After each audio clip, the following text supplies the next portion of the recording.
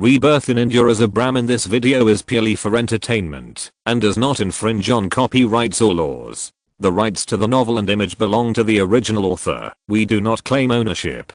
Don't like waiting and want to listen to this fanfic in full now? Subscribe to our Patreon, where you'll find the best fanfics. Chapter 76. Giguzi goes down the mountain. Shakru agreed with Iskena's words. No matter how rich you are, you can't enjoy the services of some Indian servants abroad, so living in India is more superior. This is also the reason why many Indian rich people are unwilling to leave, even if the municipal conditions in their own country are worse. This is in sharp contrast with the rich people in Brazil. When I have time to write a novel about Brazil, I believe that the real Brazil will surprise many people. After a while of greeting, Iskena took Shakru to his treasure room. Shakru followed Iskena along the wooden stairs to the second floor of the castle. On the walls on both sides of the stairs, the decoration is as magnificent as a living room, but in the gorgeous and beautiful, there is no vulgarity. There are many murals inlaid in glass hanging on the weapons. Although Shakru doesn't know oil painting, he feels that it should not be ordinary point. After going up to the second floor of the castle, the first thing you see is also a living room, and there is a separate fireplace. The light shining from the sky makes the whole living room look very bright even without turning on the lights. Iskena did not stop, but led Shakru through a short corridor. He stopped in front of a door that was more than 3 meters high and felt very oppressive when standing under it. He took out the key and opened a solid wooden door.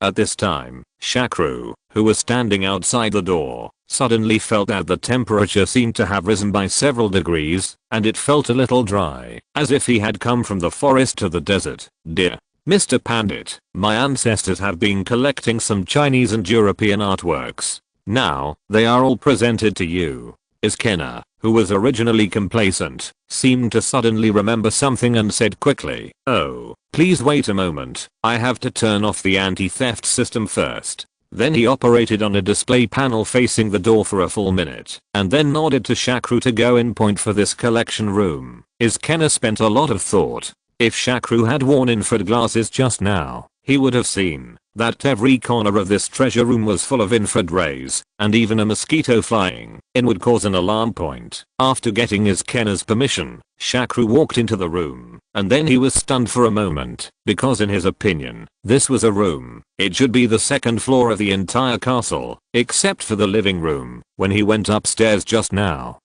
everything should be here. At least Shakru standing by the door, he couldn't see the end of the treasure room at a glance. Point such a large space, everything in sight is filled with things. Shakru didn't know how many collections there are here. I'm afraid that even an ordinary museum is not as rich as Iskena's family. Right at the entrance of Iskena's treasure hall, there are silverware and weapons from various countries that he has collected over the years, as well as some shields and armor. There is a set of medieval armor worn on a model with a helmet, which even scared Shakru, thinking that it was a real person standing there. Point walking into this hall that is comparable to a museum. Shakru found that there was a slight machine sound inside. Following the sound, he realized that it was an air dryer, and there was more than one. Basically, there was such a machine in the corner every 20 to 30 meters, so that the air inside was always kept dry. Point the floor of the hall was covered with thick red carpet, which was why the noise was reduced to the lowest point, and it didn't seem very noisy. I guess Iskena took this factor into consideration when installing it. The reason why so many air dryers were installed is because moisture is the biggest factor that causes damage to antiques. Therefore, Shakru sincerely said, "Mr. Iskena, you are a real collector." Iskena was very proud of this. Not many people have come into his treasure room, but everyone who has come is shocked by his rich collection. So he happily led the way in front and said, "Mr. Pandit, the Chinese collections you want are all in the middle. Let me take you there." When he came to the middle of the collection hall, the rows of porcelain displayed on the wooden shelves immediately caught Shakru's eyes. Walking among the rows of shelves, Shakru seemed to have come to the ancient palace workshop. Time was intertwined to hundreds of years ago, and countless people in ancient costumes were busy shuttling in front of him. The production process of Chinese porcelain is extremely complicated. The emergence of a fine porcelain requires countless processes, plus the change of historical dynasties.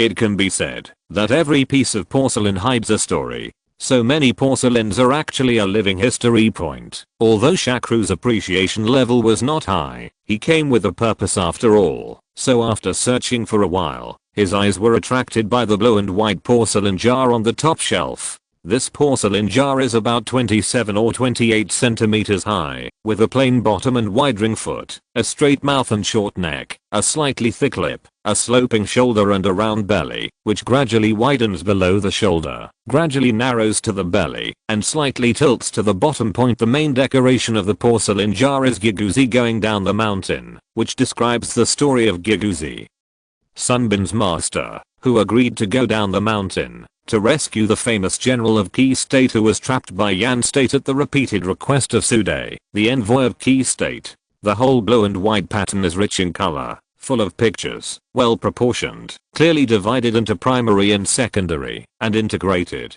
The characters are portrayed smoothly and naturally, full of charm, and the mountains and rocks are rendered vividly and exquisitely, which is very perfect point. Yes, this is the famous Yuan blue and white porcelain jar Giguzi going down the mountain that was sold for 230 million yuan in later generations. You should know that among the few Yuan blue and white porcelains in existence, those with stories about people are even rarer. There are only 8 Yuan blue and white porcelain jars with stories about people like the Giguzi going down the mountain porcelain jar, and none of them are in China. After finally finding the most important treasure this time, Shakru said to Izkenna, "Mr. Izkenna, I want this porcelain jar." Izkenna nodded and said, "Okay, you can choose 19 more pieces." Although he can choose 19 more pieces of porcelain, Shakru is a bit troubled. After all, he is not a professional collector of cultural relics. He knows that Giguzi went down the mountain because it was so famous back then, but he knows nothing about other porcelains.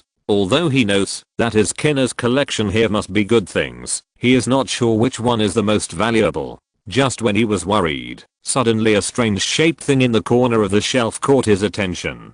Chapter 77 Kidnapping. This is a vivid bronze statue of a snake head. Although it is covered with dust, you can still feel the cold light shining in the snake's eyes. Shakru asked curiously, "Mr. Izkenna, may I ask, what kind of collection is this?" Izkenna thought for a while, and then said with some embarrassment, "Well, I'm not very sure about this. It is said that it seems to be the faucet of the Chinese emperor, but who would use such a big faucet? Although I'm sure that it must be a faucet. It's a timeless collection. But to be honest, I don't like the shape very much, so I've just kept it here." After Izkenna's explanation, Shakru suddenly remembered what this thing was. Isn't this the 12 animal heads of the old summer palace that had been making a lot of noise for a while in his previous life? After that, Shakru went to check the information. It is said that in order to welcome the return of these animal heads, the country spent a lot of energy and cost, but even so, there were still 4 items that were not returned, and one of them seemed to be the snake head. Izkenna is right to say that this is the emperor's faucet. These 12 portraits were originally placed on the 12 stone platforms on the north and south sides of the fan-shaped pool fountain in front of the Heian Hall and the western tower of Yuanmingyuan. On the south bank are the rat, tiger, dragon, horse, monkey, and dog. On the north bank are the ox, the rabbit, the snake, the sheep, the rooster, and the pig.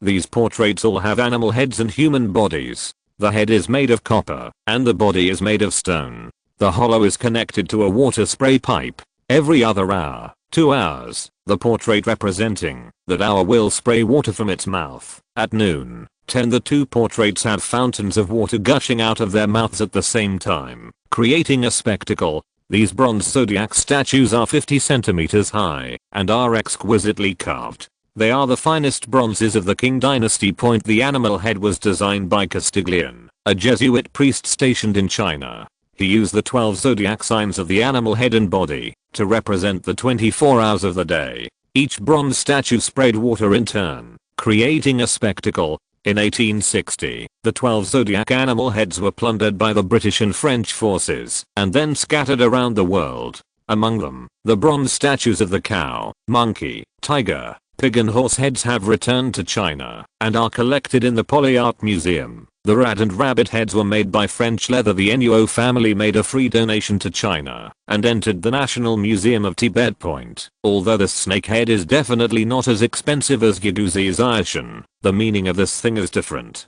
Whether it is to start a business, to make money, or to satisfy my homesickness, I will definitely go to China frequently in the future. As long as such a treasure is operated properly, the benefits and rewards it can bring to you cannot be measured by millions. So Shakru pretended not to care and said, "This thing is made quite similar. There happens to be a snake temple near my home. You can worship inside." Is Kenna shook his head and smiled. "Mr. Pandit, sometimes I really don't understand you Indians. Why do you seem to worship everything, not to mention cows, even rats and cobras? It is the object of your worship." Shakru replied vaguely, "Isn't this custom different? Haha." In addition to Giduzi descending the mountain and the snake head, Shakru randomly selected a dozen pieces of exquisite porcelain and enjoyed an authentic British lunch at his Kenna's house before bidding farewell to his Kenna. Now returned to New Delhi Point, but what Shakru didn't know was that there were several people waiting impatiently for him in New Delhi at this time.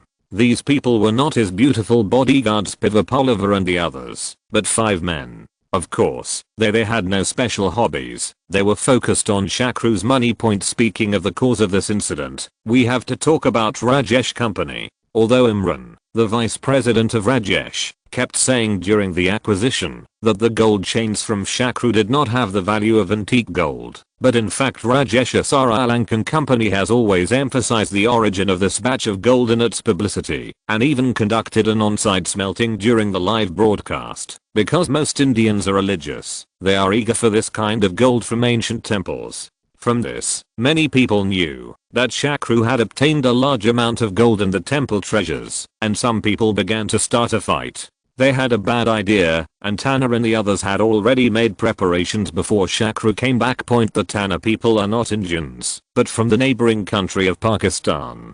In fact, before the partition of India and Pakistan, the two countries were one country. Therefore, although there were conflicts on the border, there were still thousands of connections between the people of the two countries. There are countless connections, so this time Tanner and others obtained extremely accurate information and laid an ambush early on an extremely secluded road that Shakru had to pass home from the airport. Point: perhaps the waiting time was too long. Musharraf, who was sitting in the passenger seat, muttered, "Tanner, is your news accurate? If Shakru didn't follow this path, then we can waiting in vain." Tanner glared at Musharraf and said with some dissatisfaction, "Calm down, everyone. I have only been out of business for a few years, and I'm already so restless. I tell you that this news is absolutely reliable. I spent a lot of money to get it from that person. I bought it from the brother of the maid in Shakru Villa. Do you know why they chose this path? Who knows? Maybe it's because he's afraid of traffic jams." Zardari put his head in the back seat and said, "On the one hand, it's true, because his beautiful Soviet driver is simply not used to driving on the chaotic streets of New Delhi." Speaking of this, Tanner paused and then said with an evil smile, "On the other hand, it's they plan to make a splash on this secluded road." Musharraf was shocked and said in disbelief, "No way, although this road is remote, people pass by occasionally. Aren't they afraid of being discovered?" Tanner pretended to know a lot and replied disdainfully, "What do you know? Rich people like to play this kind of tune because it is exciting enough. It is said that they usually play more crazy in the villa. They have played many tricks that we have never thought of. Moreover, these Soviet women rely on serving this Shakru to make a living. Now he has been away for almost a week. If we don't seduce him quickly, what if he falls out of favor?" Musharraf spit fiercely and said, "These rich and unkind guys deserve to be bummed out of money by us." Just as several people were discussing, Suleiman Hang, who had been watching the movement in the distance with a telescope, said, "Stop arguing. This guy's car is coming. Get ready to fight." Chapter 78 Counterattack. Tanner's information was not entirely wrong. The reason why Bhavapolava chose this road was indeed because she couldn't stand the chaotic traffic conditions in New Delhi. Sometimes she wished she was driving a tank so that she could not obey these rules at all. Everyone who obeys traffic rules is crushed. The traffic situation in India is described in chapter 2. Therefore, although this road is a little longer and more lonely, it is better because there is no traffic jam and you can speed up. But just when Pivabalava was driving happily, she suddenly came from the small fork in front of the road. One came out from the room. It was an off-road vehicle. Pivaparova quickly turned around, stopped suddenly, and barely stopped the car. She was about to get out of the car and teach the driver who wanted to scare people to death. But then her face changed drastically and she shouted, "Yes. Danger. Protect the boss." Because at this time, 4 or 5 gun-wielding men dressed in black and wearing stockings jumped out of the off-road vehicle, and they immediately started hitting the 4 tires of the BMW that Shakru was sitting on. At the same time, the leader, a strong man, shouted in pure English, "Everyone, put your hands on your head and get down. We only want money, not our lives." Although Shakru has been born in 2 lifetimes, he has never encountered such a scene before, and he was a little panicked. Fortunately, the 4 beautiful bodyguards around him were not novices, and they had been using their plump breasts to give Shakru just a moment ago. Katapriya, who was serving as a pillow, whispered to him, "Boss, don't panic. There are a few of us here. We will definitely make sure you are fine." As he said that, he pulled out a submachine gun from under the seat and held it in his hand. At this time, Vibalova, who was in the front, calmly commanded, "Boss, just say a few words of mercy to distract them.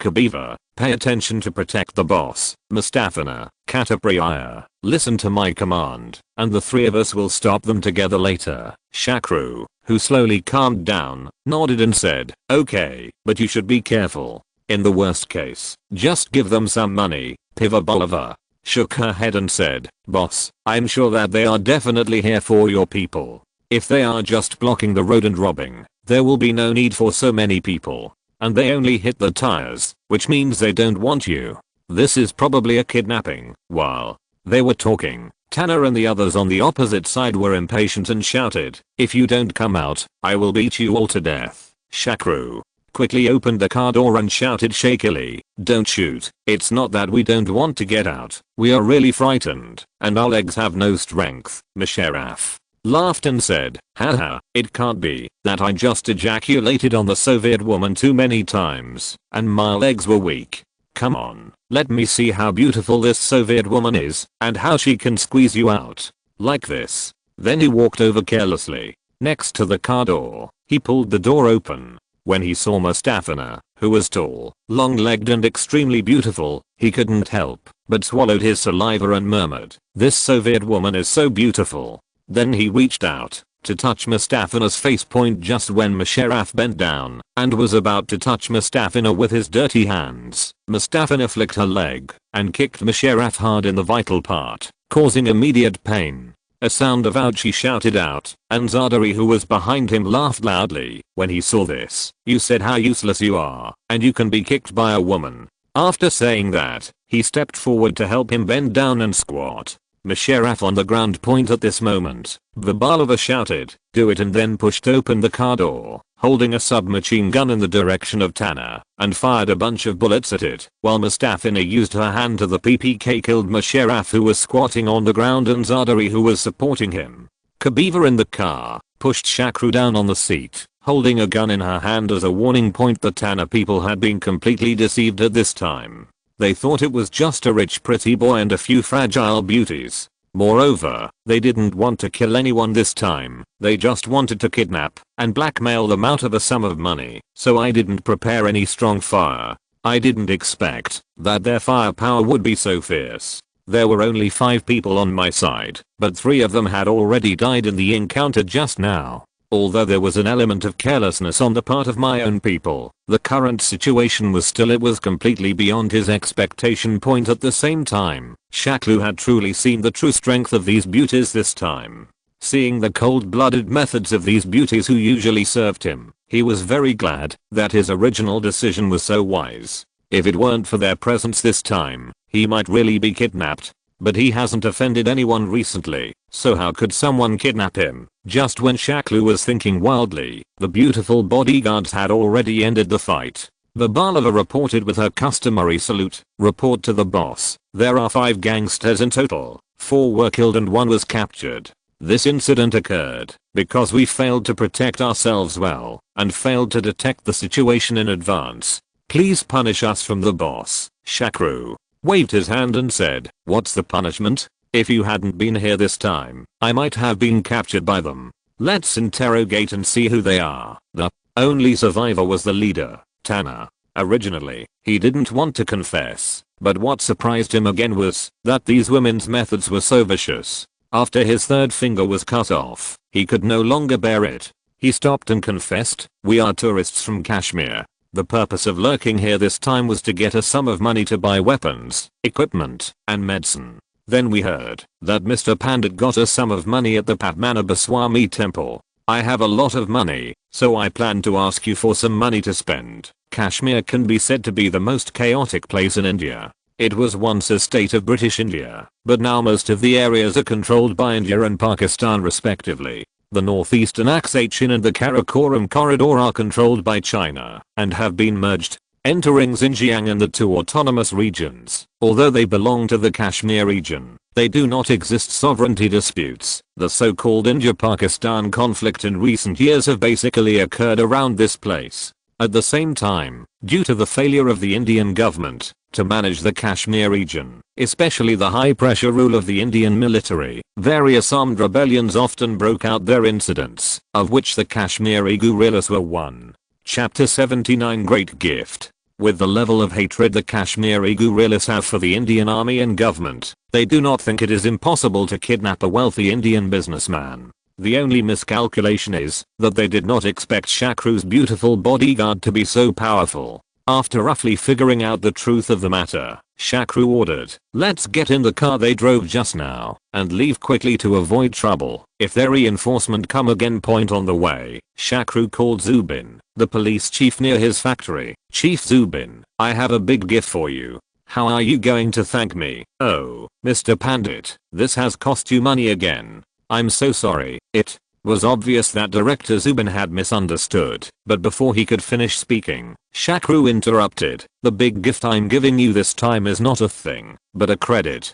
Let's just say it. I have a few guerrillas from Kashmir. Please send someone to take them away." "Why? Did the Kashmiri guerrillas come to New Delhi?"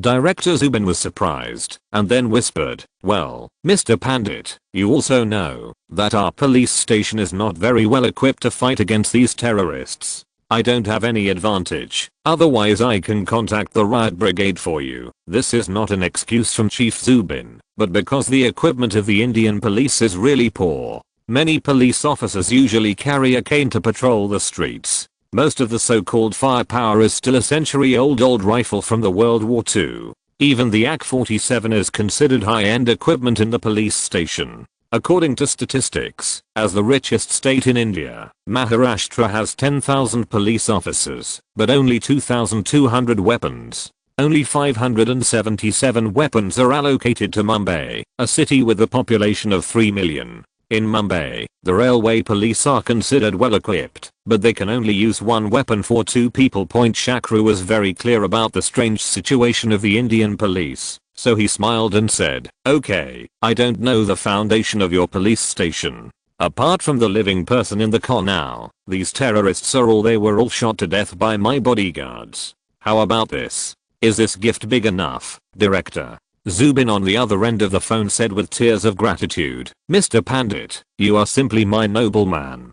Don't worry, I promise that I will never forget your kindness. If you have anything to do in the future, feel free to speak. Okay, let's talk about the rest later. You should send someone over now, so as not to be taken advantage of by the patrolling police later." After hanging up the phone, Shakru said to the beautiful bodyguards around him with a smile, "My darlings, I've given your contribution to others. You won't have any ideas, right?" Pivabalava said sternly, "As a guard, the most taboo thing is to be famous. The more low-key and unnoticed you are, the better you can complete your task. And in today's matter, our guard team has a huge negligence. I will review this tonight. In addition, boss, I suggest buying a bulletproof car or modifying the existing vehicle so that even if we encounter similar situations in the future, we will not be as passive as today." Shakru nodded and said, "Well, you really should buy a bulletproof car. I was too careless in this regard before.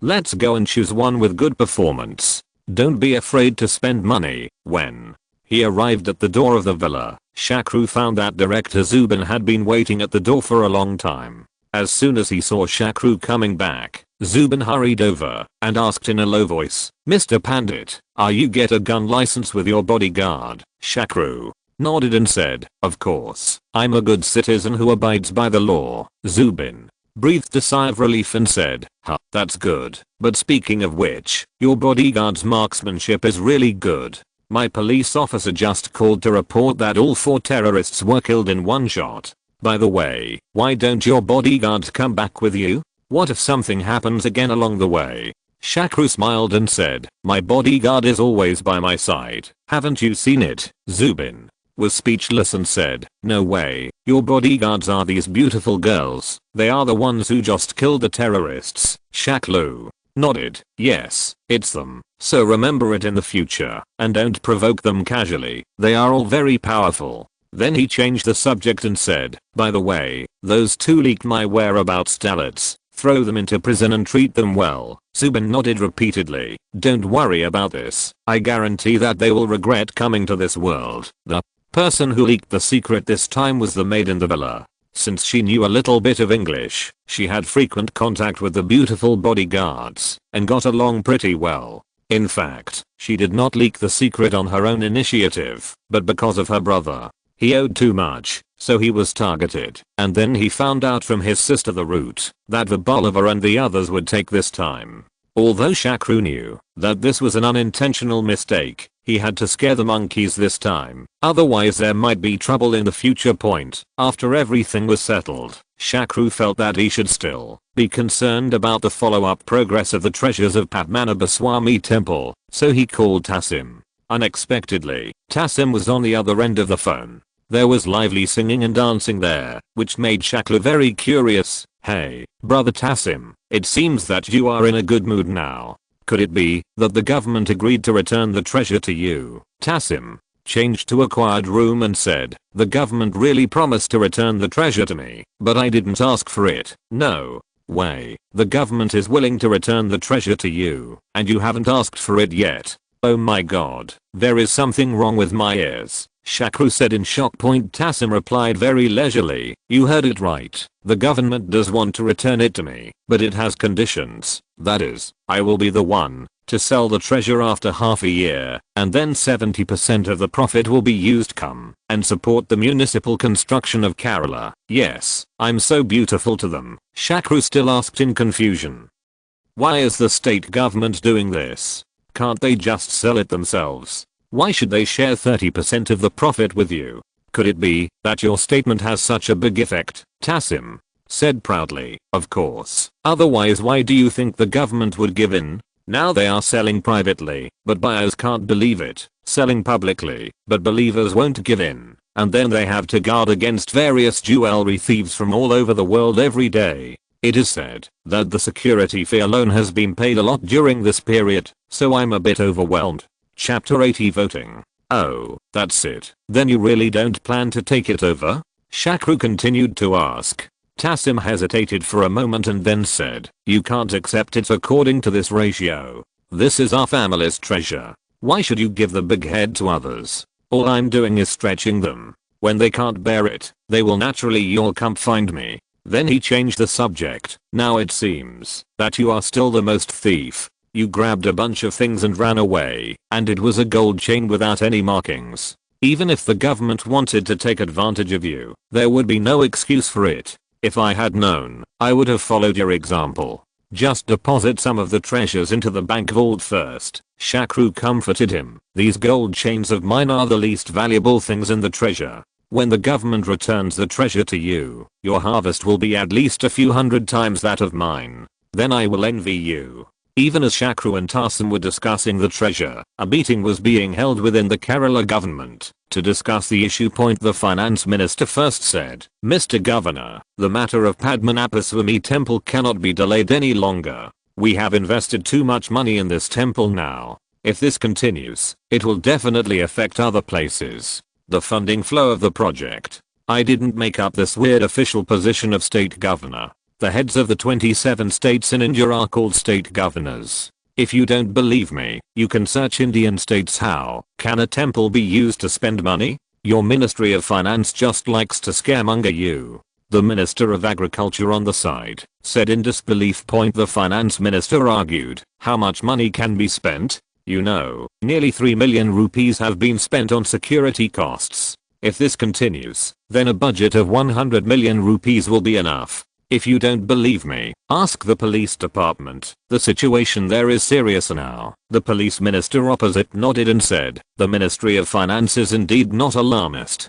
Because the value of these treasures is too high and the attention is too great, it has attracted a lot of jewel thieves. It is said that there are also several top masters who are interested in it. Interest arose here, so our police department mobilized a large number of people to take charge of security work. First of all, there are 50 plainclothes policemen stationed in the temple at any time. Before everyone can enter, they need to provide proof of being a Hindu, otherwise they will not be able to enter. Secondly, I have also arranged for 50 police officers to be stationed in the temple. External garrison. Third, there is an indefinite number of temporary guards. Finally, 10 metal detectors and monitoring probes were installed in key parts of the temple. The governor sitting in the first position nodded and said, well, although this arrangement is a bit more expensive, it is still relatively strict. But are the number of monitoring probes installed too few? The police minister said with a grimace, of course it's too few. For such a large temple, 10 monitors are simply not enough. However, the believers outside the temple are really difficult to talk to. Even these 10 monitors are not enough. We spent a lot of effort to get them, and they won't let us install more. The Minister of Finance also cooperated and said, yes, in fact, the biggest problem now lies with these believers. We are not allowed to install modern monitoring equipment, nor are we allowed to transport the treasures away. We must leave everything inside the temple. But in this way, the safety of the treasure cannot be guaranteed. And secondly, wouldn't our work be in vain? The biggest problem should still be with the Varma family. If they are willing to cooperate with us, we can now convert the treasure into cash. The Minister of Agriculture seems to have a bad relationship with the Minister of Finance and still disagrees with what he said. The Minister of the Interior, who had been silent, shook his head and said, actually, the biggest problem lies with the believers. If they don't embarrass us, then we can sell these treasures even without the cooperation of the Varma family. But Tassim issued an announcement. The hand was really beyond my expectation. Once he made this statement, no collector would dare to buy it. Governor, why don't we take a step back and give the Varma family a little more? The finance minister said tentatively. How can that be done? The temple is clearly in our hands. Why should we give it to the Varma family? Can you not tell the difference? Without his release statement, these treasures would not be sold at high prices, and Varma is not a soft persimmon. Isn't there little pressure from public opinion on us these days? And if this matter never happens again, a satisfactory result. But what will happen to our votes in the next election? The word votes seemed to hit the state governor's weakness in an instant. At this moment, he suddenly thought that, although the Varma family did not have much energy in the state government, they were after all an established family that had been operating in Kerala for many years, are inextricably linked to those rural aristocrats. If they are really offended this time, he will really be in trouble when the next election comes. Although India claims to be democratic, since the education level of many people at the bottom is not high, the votes in the countryside are generally cast by landlords like Mr. Winsanai. So once they offend these people, they will don't count on the votes. So after thinking hard for a long time, the governor gritted his teeth and said to the finance minister, go and have a talk with Tassim. We can make concessions on the share, but we can only give up to 50% at most. It's negotiable.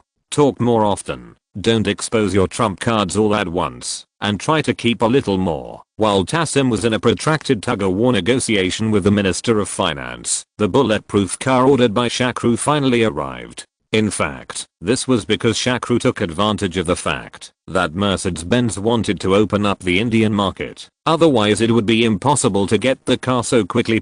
This time, Shakru ordered a latest model of Mercedes-Benz bulletproof series, the Mercedes-Benz 500 color.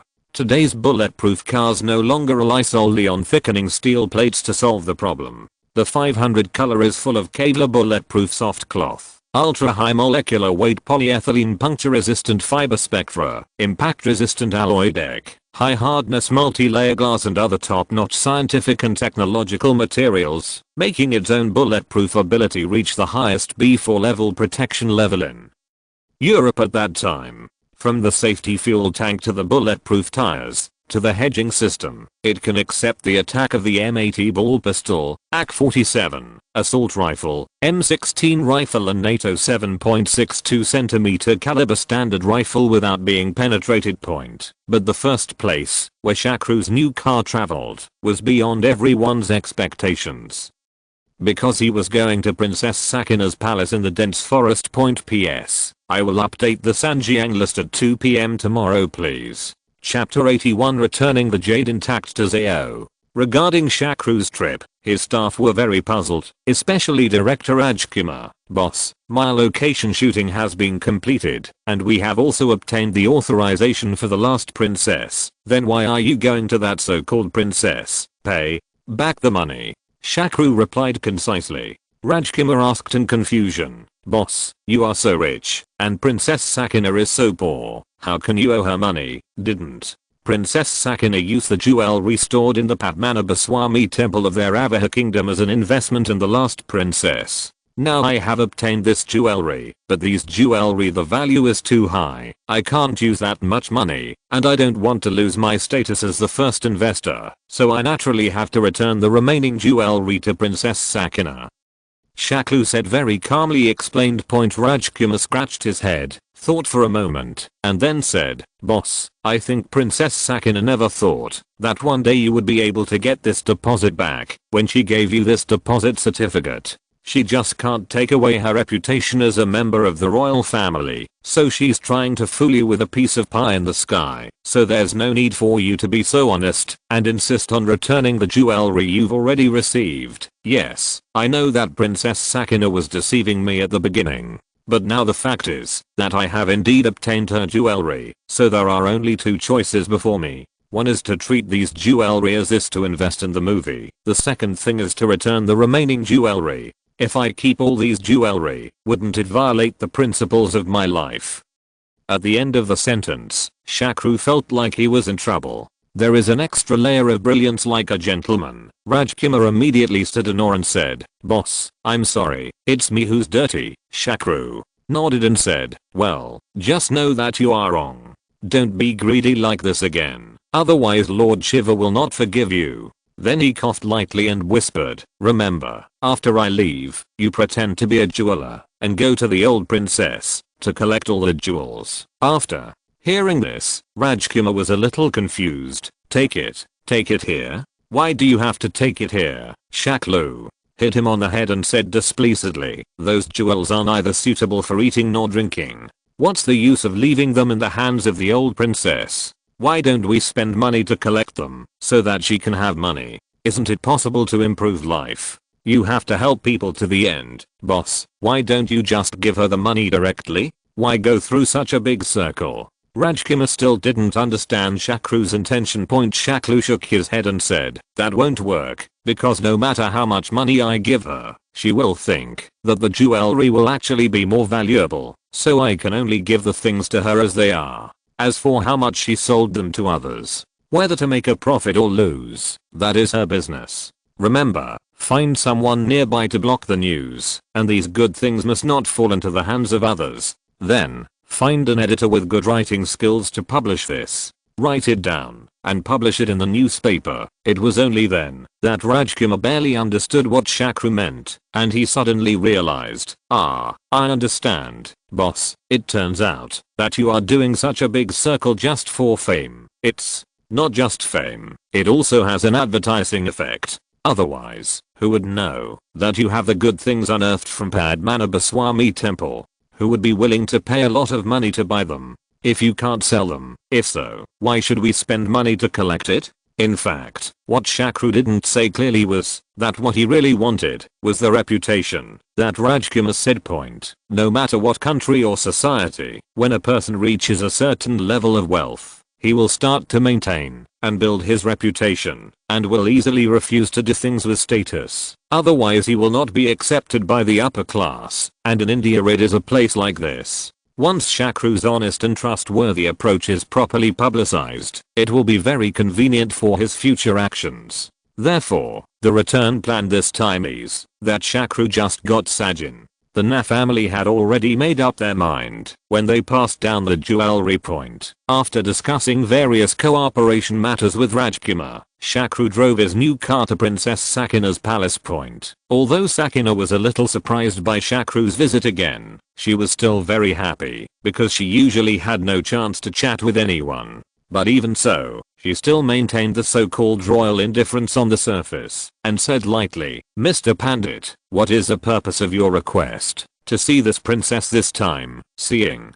her like this, Shakru also cooperated and said, "Princess, I have found the treasures that you entrusted me to find at the Padmanabha Swami temple. Apart from part of it being used as an investment for Princess Wilayat's autobiographical film, the rest is here. Please check it out." As he said that, Shakru took out the deposit list and the jewelry point. Seeing these dazzling jewels in front of her, Princess Sakina was stunned and asked innocently, "These are all good things, why do you want to give them to me?" Shakru smiled and replied, "Because these are your things, Her Royal Highness, I will naturally return them to you. Didn't I tell you that these are all investments for you to use in filming movies?" Although she said this, Sakina's hands were not slow at all, and she quickly collected all the jewelry points. Seeing this, Shakru didn't care, and still said lightly, "After all, this movie is produced and filmed by my company, and it doesn't require you, the princess, to invest too much, so I will just keep a string of beads, and the rest will be returned to the original owner, the princess." After hearing Shakru's words, Sakina couldn't help but admire, not to mention now, even before the world was in chaos, she meant before India's independence, when the princely state royal family still enjoyed privileges, there were only 100 nobles like Mr. Pandit who were honest and trustworthy, and had noble character. Alas, it's a pity that our royal family doesn't have a princess of the right age, otherwise I must marry her to you. Hearing this, Shakru shuddered, thinking that even if a princess like you is of the right age and looks beautiful, I dare not marry you. PS. Popularize the method of voting for Sanjiang by mobile phone. First, open it with your mobile browser, scroll to the bottom and select the PC version. Then the method of claiming is the same as the PC version. Enter the Sanjiang channel. The font of Sanjiang is very small. You have to enlarge it before you can click in. Claim the Sanjiang ticket on the right, and then vote for Reborn in India. Superior below. If you're listening to this novel on a channel other than Fanfic World, it means they downloaded and uploaded it without effort. We cordially invite you to visit our channel, Mundo Fanfic Novelos. There you'll find the original version of this story and you can explore many other novels of various genres. We're waiting for you to immerse yourself in a world of incredible novels. Chapter 82 Blue Superman. Shakru, who was frightened, hurriedly left and said, "Well, this princess fell in love with me by mistake, so what? I have something else to do, so I will leave now and come back to visit the princess when I have time." Sakina smiled and said, "Haha, little Mr. Pandit is just shy. That's fine. Since you have something to do, go ahead and get busy. I don't have anything to entertain you here now. Wait until I finish processing these jewelry. I'll decorate it, and decorate it properly, and then treat you well." Just when Shakru turned around and opened the door to leave, Sakina suddenly stopped him again. "Mr. Pandit, please wait a moment." Shakru stopped and turned around and asked, "Is there anything else you need me to do?" "Well, let me ask, how much is the bead necklace you left as an investment in the movie worth?" Sakina asked without answering. Shakru thought for a moment and then replied, "About 5 million rupees. That is less than 600,000 yuan. Oh, since this most inconspicuous bead necklace is worth 5 million rupees, then the total of the jewelry in my hand must be at least 10 times as much as his." Sakina asked, "Well, that's true." Shakru already had a bad premonition at this time, but he couldn't lie in front of Sakina, so he could only answer like this. Then he added, "But if you really want to sell it for a high price, you have to meet a collector who really likes this kind of jewelry." Otherwise, most people don't know the goods. The reason why I sold that B chain is because of it. It's the best to take action. Sakina took a deep look at Shakru and said, then I will trouble Mr. Pandit again and help me sell the remaining jewelry. You can decide the price. Shakru replied with some embarrassment. That's not good. It sells more and sells less. It's easy to tell unclearly, and it can easily cause misunderstandings to outsiders. After all, this batch of jewelry was originally mine in Padmanabha. Swami Temple retrieved it for you. Sakina waved her hand and said, you don't have to worry about this. Even if someone really misunderstands me, I will help you explain. Then she sighed and continued, hey, I live in seclusion in this village. After a long time, I have become somewhat out of touch with the outside world. I don't know those jewelry merchants, and I don't want to talk to those common people, to avoid lowering my status. Mr. Pandit, a person with noble character is more reliable, so I still ask you to come. Help me sell it. Shakru hesitated for a moment, and then said, let's do this. I'll find a more reliable jeweler, and bring him over. You can talk to him in person. Do you think this is okay? Well, that's fine. Sakina finally agreed. As soon as Shakru came out of Sakina's wooden house, Rajkumar, who had been waiting outside, came up and asked in a low voice, boss, I have arranged everything outside. Whether the old princess is looking for someone in the village or she will be sold in nearby towns, and those who will receive her will be our people. Shakru sighed and said, forget it, let all your people withdraw, just stay here in the village, and don't let outsiders know that the old princess has jewelry in her hands. Wait until tomorrow, when you pretend to be a jeweler, and I will take it with you. You go to her, and buy it directly. Ah, boss, something happened here, Rajkumar said in shock. Well, the old princess said that she has been out of touch with the world for too long, and doesn't know how to sell these things. Seeing that I can be honest and trustworthy, she wants to entrust me to help her sell these jewelry. Shakru explained in a very depressed manner said, and then smacked his lips and said, but I always feel that this old princess is not simple. She may have seen my thoughts, so she said that on purpose. Rajkumar said nonchalantly, what can she do if she sees that the boss itself is blameless in what he did? If you really keep all these jewels and don't give her any of them, she won't say no. What happened? And I think she should be like what she said, because she has no acquaintances outside and goes out to sell things as a lonely old woman. Not to mention, whether she will be cheated or not, she is very likely to be robbed and killed. So why not entrust you, a good person, because you are the least likely to harm her.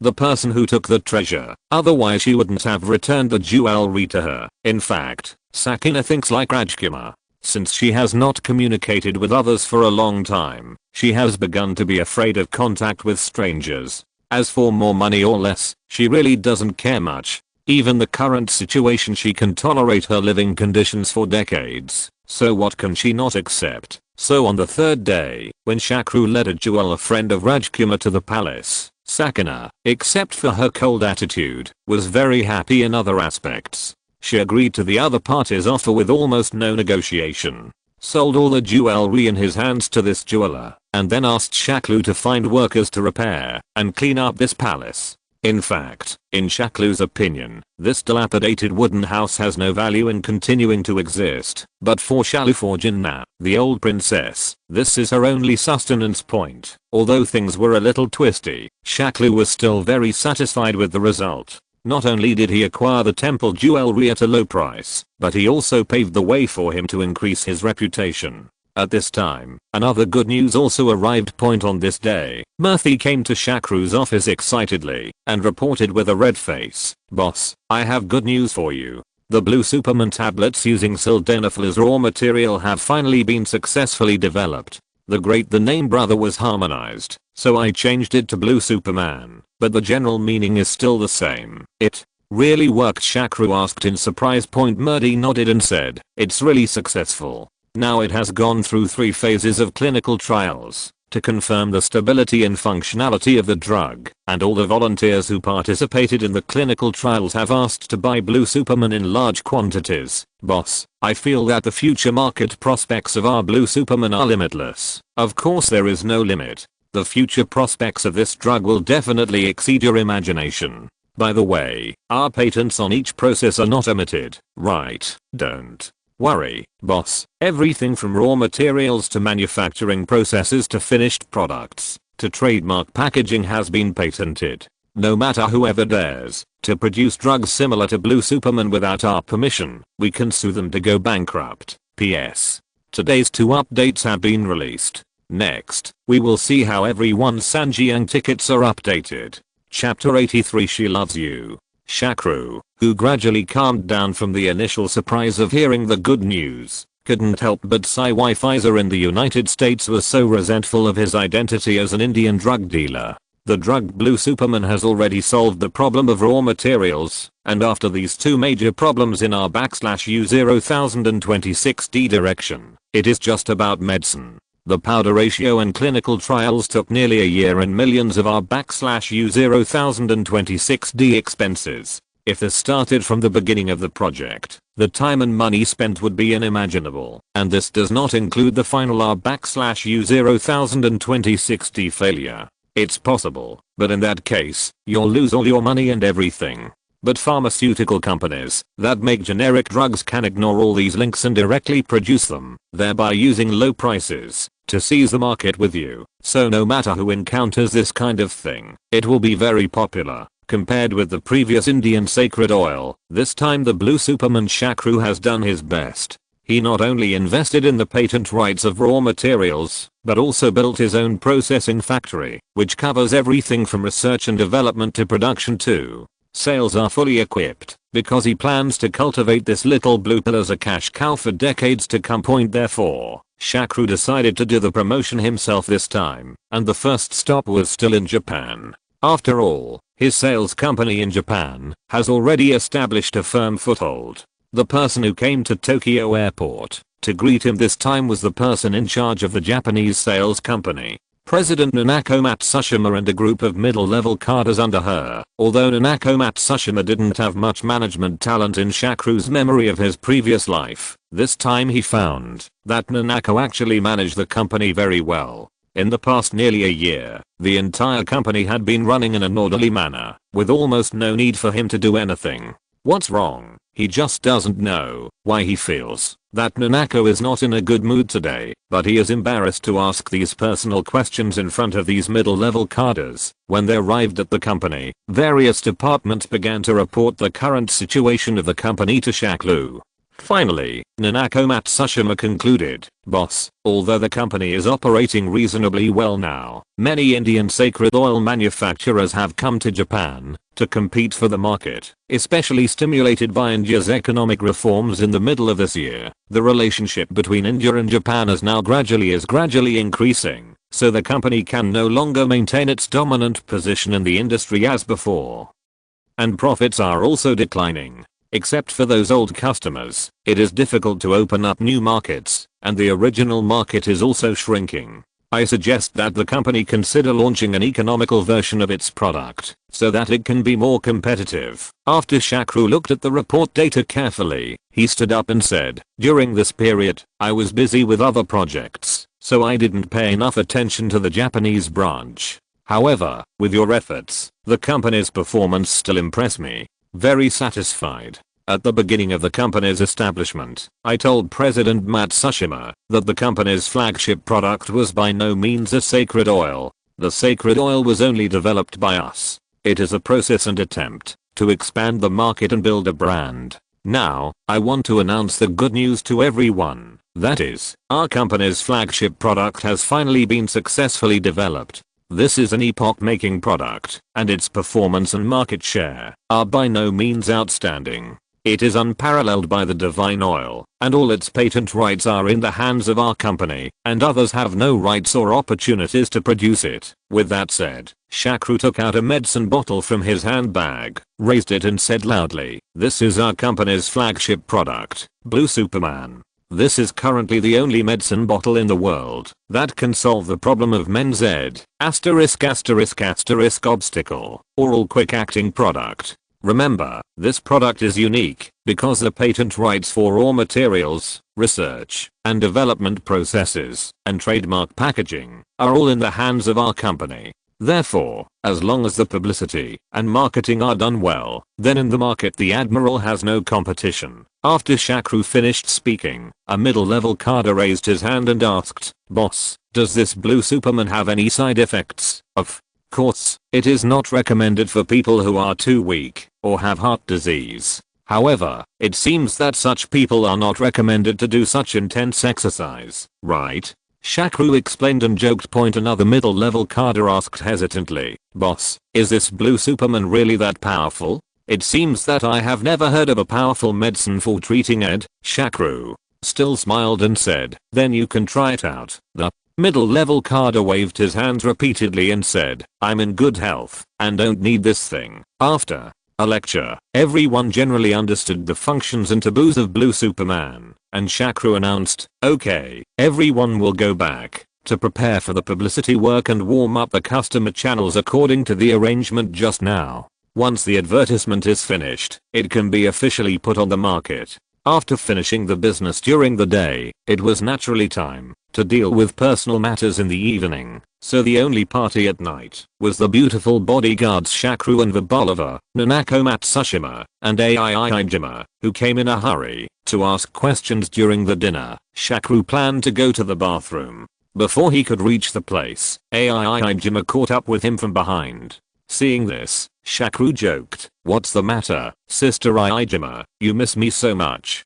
"Don't worry, I won't let you go tonight." But to Shakru's surprise, Aijima didn't answer the question at all. Instead, he pulled him aside and asked with a serious face, "My silly brother, you didn't notice Nanako's state today? Isn't it very wrong?" Shakru recalled, then nodded and said, "Yes, Nanako was really not in good shape today. Not only was she often distracted, but she didn't even smile once." "Hey, Sister Aijima, what's wrong with her? Is she in trouble? Why didn't you tell me?" Aijima. Ai rolled her eyes at him and said unhappily, "She can't tell anyone else, not you, because this trouble is caused by you.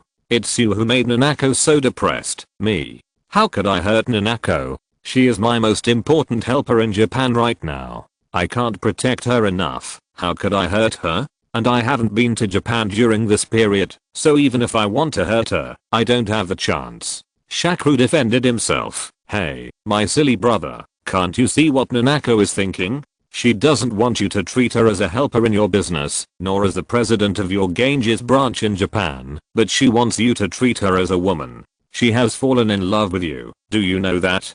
Chapter 84 Newsperkespissen. Aijima's words really caught Shakru off guard, and he said incoherently, "What did you say? Nanako fell in love with me? This is impossible, Aijima's sister. This kind of joke cannot be made casually. If she hadn't fallen in love with you, how could Nanako give up her pursuit of acting and be willing to do management work that she didn't understand and was not interested in before? You know she wanted to hand you over to her company to take care of you. How many hardships and sins have she suffered? If it was just for that salary, would she have to work so hard?" Aijima scolded Shakru like a big sister who hates iron. "Besides, you haven't been here for nearly a year. I usually accompany her. Several times she has been chanting your name when she was drunk or asleep. This doesn't count as falling in love with you. So what? Is she in love with you? Tell me the truth now. Do you like her?" Shakru struggled for a long time and then replied with some embarrassment, "Sister Aijima, if I say that I don't like Nanako at all, I would be lying to myself. But you also know my situation. Just like after our first time, as I told you, as long as I still want to develop in India in the future, I will never marry a foreign wife. Even in India, my options for choosing a mate are very narrow, so I don't dare to mess with other girls. Otherwise the harm to them will be greater in the end." Aijima snorted coldly, "Humph, you can't provoke others? Then you can provoke me casually." Before Shakru could defend himself, Aijima waved his hand and said, okay, it was my sister who provoked you that time, but to be honest, you still don't understand women. The ending of love is not necessarily marriage. Nanako is not such an unreasonable girl. Do you think she doesn't know about our relationship? Then why is she willing to say anything to me? This attitude is already obvious. She doesn't care about your relationship. A woman, what she wants, is your love for her, but it's good for you. Not only have you not been able to visit her for nearly a year, but you have finally come here once, and you are accompanied by 6 charming Russian beauties, and you can tell at a glance that the relationship between you is abnormal. Hey, I don't understand. Since you are afraid of hurting Nanako, why are you not afraid of hurting them? You don't know, Bivoplava and her friends are in a different situation. Their backgrounds are very special, and the nature of their work is also very special. Before Shakru could finish speaking, I interrupted him again. I don't believe that no matter how special their job is, it can still be as special as my previous job. Okay, don't talk about these useless things. Since you like Nanako, then listen to my arrangements tonight. Say everything you need to say, and do everything you need to do, otherwise you will regret it in the future. I don't know what Jima said to Nanako later. Anyway, Nanako became even more out of sorts during the next meal. Not only did she not dare to look at Shakru, but she also drank a few glasses of wine and fell unconscious.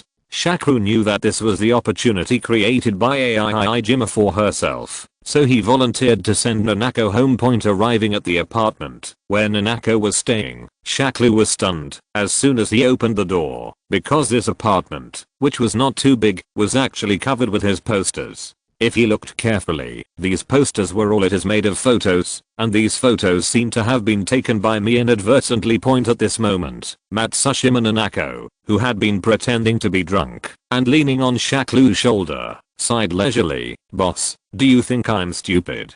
In fact, I also know that there is absolutely no way for us to be together, regardless of nationality. Regardless of identity or future pursuits, I'm destined not to be the person who can accompany you throughout your life, but I'm so stupid that I just can't forget you. Sister Iijima told me just now that you have been deliberately alienating me for fear of hurting me, but in fact I really didn't think about that much. What I want is actually very little. As long as you have me in your heart, come and see me occasionally, and I'll be content. I won't ask for too much. As she said that, Matsushima Nanako couldn't stop crying. No matter in his previous life, or in this life, what Shakru hated most was the crying of girls, especially beautiful women. So he hugged Nanako and said, I'm sorry, it was all my fault in the past. Then, Shakru felt that it was better to offer some comfort. It would be more efficient to take actual actions, so he kissed Nanako's red lips domineeringly. The following content belongs to It's Time for the Internal series. Since the Soviet Swallows part of the internal series has not been finished yet, Nanako's section can only be postponed a little longer. But don't worry, everyone, the internal series of 1 chapter per week will never be interrupted. It will naturally be released when the time comes. I wrote about Nanako, and I didn't want to miss the opportunity to cuckold Surimachi Takashi. Also, let's see if there is an opportunity to write about a real wife in future episodes. Early the next morning, Shakru woke up from Nanako's morning bite.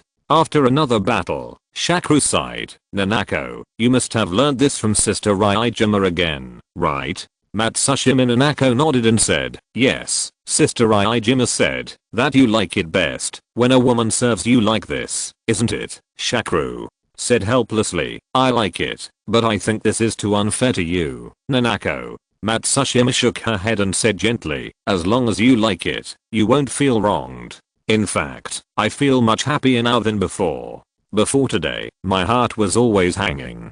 Today, I finally feel at ease, because I finally become your woman. Shakru kissed Nanako, and then said firmly, don't worry, although I can't marry you, I will always spoil you, and be responsible for you, until the day you get tired of it. The two of them stayed together until noon, then got up to wash and came to the company. Along the way, almost everyone was shocked at how the president's mood was so good today, and there was no iron lady's demeanor at all. Then when everyone saw Pandit behind the president, they seemed to understand something.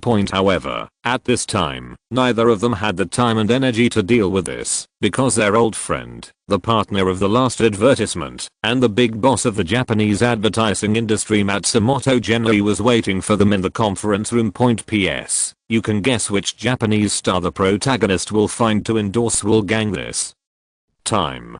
Chapter 85 Chocolate Ball. As soon as he entered the conference room, Shakru took the initiative to greet him. "Mr. Matsumoto, long time no see, Matsumoto." Motohoi also bowed and said, "Long time no see, Mr. Pandit. I heard that you have developed a product with great market prospects this time. Are you planning to advertise it again?" Shakru nodded and said, "Yes, because of the successful cooperation experience last time. I thought of Mr. Matsumoto first this time." Matsumoto Motohoi also nodded and said, "Thank you very much for Mr. Pandit's recognition of me. In fact, our last cooperation is also a classic work of mine, and I always think that Mr. Pandit is very suitable for our business. I wonder which star you are going to find to endorse this time. It's a pity that Miss Iijimarai has withdrawn, otherwise she would still be very suitable." Shakru waved his hand and said, "Last time, the magic oil was endorsed by Miss Iijimarai, so even if she didn't withdraw, she can't be found this time. Who are you going to find?" "Shiraishi Hitomi." Matsumoto Motohoi asked tentatively. Shakru asked instead, "Why do we have to find a female star? Can't a male star do it? This time I plan to seek cooperation with Mr. Yu Mukayama." "Yu Mukayama? Who is Yu Mukayama? Why does this name sound familiar?" Suddenly, Matsumoto Genpei suddenly realized, you are talking about Chocolate Ball." "Yes, it is Mr. Yu Mukayama, Chocolate Ball. It seems that his nickname is more well known," Shakru said with a smile. Although Japan has seen countless outstanding female teachers in recent years, the number of well-known male teachers is very small. This is really very small. There are definitely no more than 10 male teachers that everyone can name. The most famous one must be Golden Finger Kato Aing, but his strength is his fingers, so it does not meet Shakru's product orientation. Yu Mukayama, who was born as a wrestler, is strong and muscular. He pioneered the muscular male teacher. He even had a glorious record of fighting 10 female teachers in 90 minutes, so he is very consistent with Shakru's requirements for advertising. As for the origin of his nickname Chocolate Ball, please feel free to share it. Even if I write it here, it will definitely be deleted." Matsumoto Motohoi also nodded and said, "Well, Chocolate Ball's physical condition is indeed very good. If his body is used to highlight the performance of the product, it is indeed a good selling point, but the content of this advertisement must be well designed. Please rest assured that I have a very good idea, as long as you can ensure that Mr. Mukayama you will play the role." Shakru said confidently, "Please rest assured that in this industry, male actors do not have as many development opportunities as female actors. So I believe that no one will refuse this kind of advertising endorsement, and the price will not be too high." Matsumoto Motohoi said confidently. At this time, Shakru seemed to have thought of something and asked, "By the way, Mr. Zyangshin, you will not ask for any drug testing again, right?" Matsumoto Motohoi was stunned for a moment, then he reacted. Shakru was joking about the last time Aijima asked him to verify the efficacy of the drug, so he laughed and said, "Well, if Mr. Pandit has special requirements for chocolate balls, I can also communicate on your behalf." Shakru was frightened and waved his hands repeatedly. "Don't make such jokes. I have no interest in men at all." Facts have proved that Matsumoto Motohoi's guess was correct. Chocolate balls. You just heard that someone wanted him to shoot an advertisement, and he agreed without even asking the price. Of course, Shakru's price also made him very satisfied, at least more than he made from filming. In the eyes of many boys, being a male teacher on a Japanese set may be the happiest job in the world. You can enjoy beautiful female teachers at any time, not only without paying, but also making money from this. But in fact this industry is not as good as the outside world imagines. First of all, one thing that everyone would never expect is that there are very few real professional male teachers. There are more than 100 live action film companies in Japan now, and the number of female teachers exceeds 10,000, but there are less than 100 male teachers. The reason for this is that the industry has a rigid requirement for male teachers. That is, they must be able to get hard anytime and anywhere. And they must be able to last longer. Otherwise, if it takes half a day to get hard every time, or requires help from others, it will seriously drag down the progress of filming. You must know that generally this kind of film is shot in 2 or 3 days or even 1 day. Although most men are lustful, it is extremely rare for men to be enthusiastic about doing this kind of thing under the watch of a large group of lighting, directors, cameras and other staff. Most people will be embarrassed, so many incompetent male teachers will take medicine in advance, but taking medicine for a long time will seriously damage the body. Therefore, there are very few professional male teachers who do not need to take medicine, can get hard as soon as the director shouts start, regardless of whether the female teacher in front of them is the type they like. After all, women can fake this, but how can men?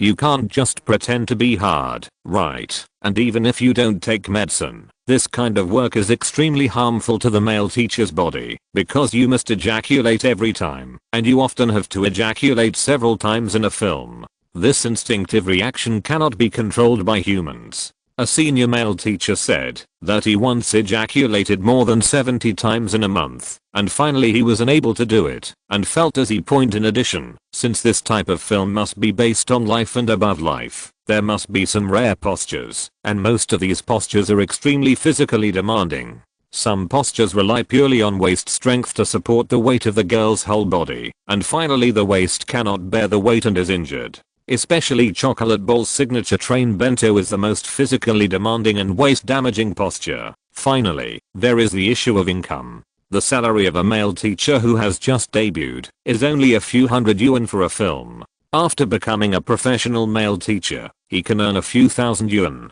Only when he reaches the level of Katoing and Chocolate Bowl can he earn more than 10,000 yuan. However, this is a world of difference compared with female teachers, and it is also difficult for male teachers to become famous, unlike female teachers who transform and engage in other industries. After becoming famous therefore, Chocolate Bowl took over this advertising endorsement contract without hesitation, and the content of this advertisement also made him very satisfied.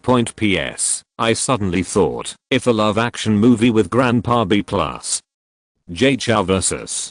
Han Han was made, would it be very popular? PS2, I will keep my word. If Sanjiang votes exceed 100, I will update more, but it is hard to catch up with the first place. That lolly is too fierce. Chapter 86 Advertisement. Advertisements have always been the most annoying thing for TV viewers.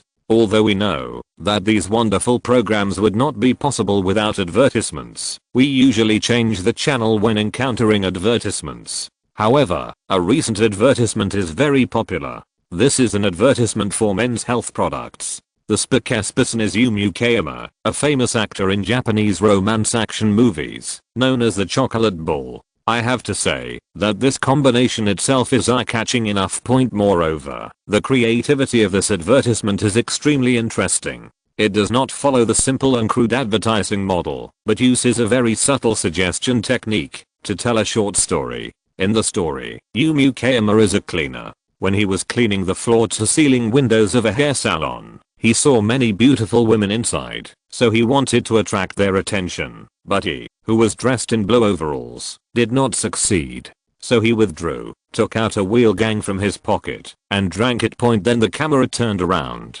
The beautiful customer and the beautiful barber in the hair salon suddenly heard a squeaking sound coming from the window. They turned their heads and saw that it was a cleaner who was removing the foam on the surface of the window. But what attracted people was this cleaner. Gong is so handsome. The hard lines on his face are as sharp as a knife, and his neck is as thick as a tree root.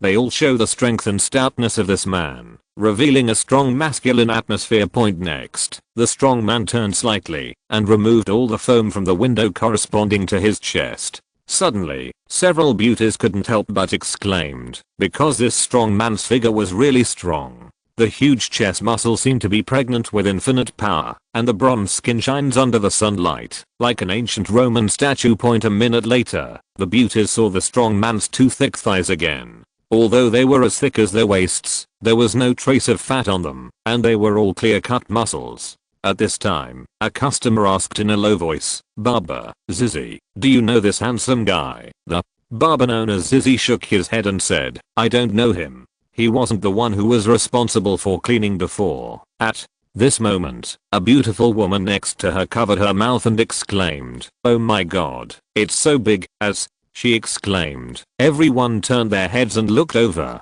At this time, they saw that the strong man had cleaned the glass at the base of his thighs, revealing his exposed face that would make all men feel inferior and all mature women ashamed. The crazy huge cost, the bulging, thick object seemed to break the shackles of the sports shorts, and several women couldn't help but lick their lips, looking extremely hungry. In the last scene, the strong man holds the packaging box of Wellgun and whispers, "Well gang makes men powerful and strong. As for the effect, whoever uses it knows." Then, he walked in with his head held high. In the hair salon, enjoy the scene surrounded by women. The entire advertisement ends here. This advertisement is based on a very old funny video. Many friends may have seen it, which is the one where a cat is revealed at the end. Although there is nothing illegal in the entire advertisement, it is full of hints.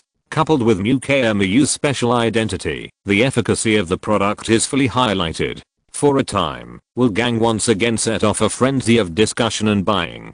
Not only did many men secretly buy it, but many women even bought it for their partners. Even a gossip media joined in the fun and interviewed the leading actor in the advertisement. Chocolate Ball Mukayama, Mr. Mukayama, have you tried this product you recently endorsed? Mukayama, you shook his head. No, I have always been in good health, and I don't need to take this kind of medicine yet, but I have a few friends who are in the same industry and have been using it recently, and the effect is very good.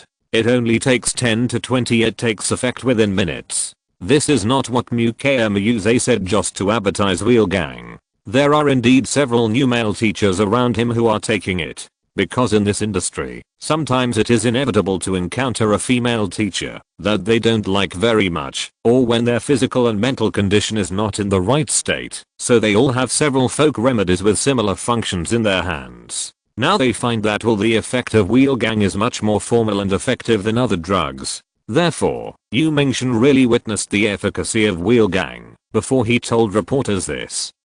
Can you tell me which actors are taking this drug?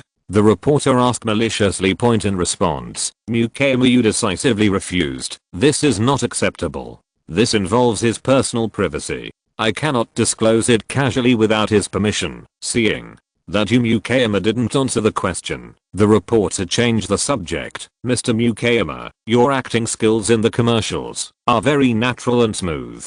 Have you considered developing other film and television performances in the future? Mukayama smiled bitterly and said, I have always wanted to shoot movies or TV series with other themes, but the problem is that no one has come to me, so I'm very grateful to President Matsushima. She was the first to ask me to shoot commercials. The boss. I heard that President Sangdeo of Gang Pharmaceutical is a very young and beautiful female president. Why did she choose you to be the spokesperson? Is there any special reason for this? The reporter started to change the subject again. Inside belt point, these words frightened Zhang Shanayu, and waved his hands repeatedly. Don't talk nonsense. President Matsushima has a boyfriend. If you say this, I will be in trouble. Although, Zhang Shanayu repeatedly emphasized, the unscrupulous reporter still reported this conversation in order to increase newspaper sales, and even used it out of context as the title. The beautiful president took the initiative to invite her, and Chocolate Ball was afraid of her boyfriend's revenge and did not dare to go on the date. For this reason, Matsushima Nanako took the newspaper to find Shakru to explain, but Shakru, who had long been accustomed to the unscrupulous media in later generations, did not care about it and comforted her instead. How can I believe such a ridiculous thing? Those reporters dare not say anything without bottom line for sales. It's okay, just ignore him, otherwise you will take advantage of them. P.S. A book friend in the book review area made a good suggestion.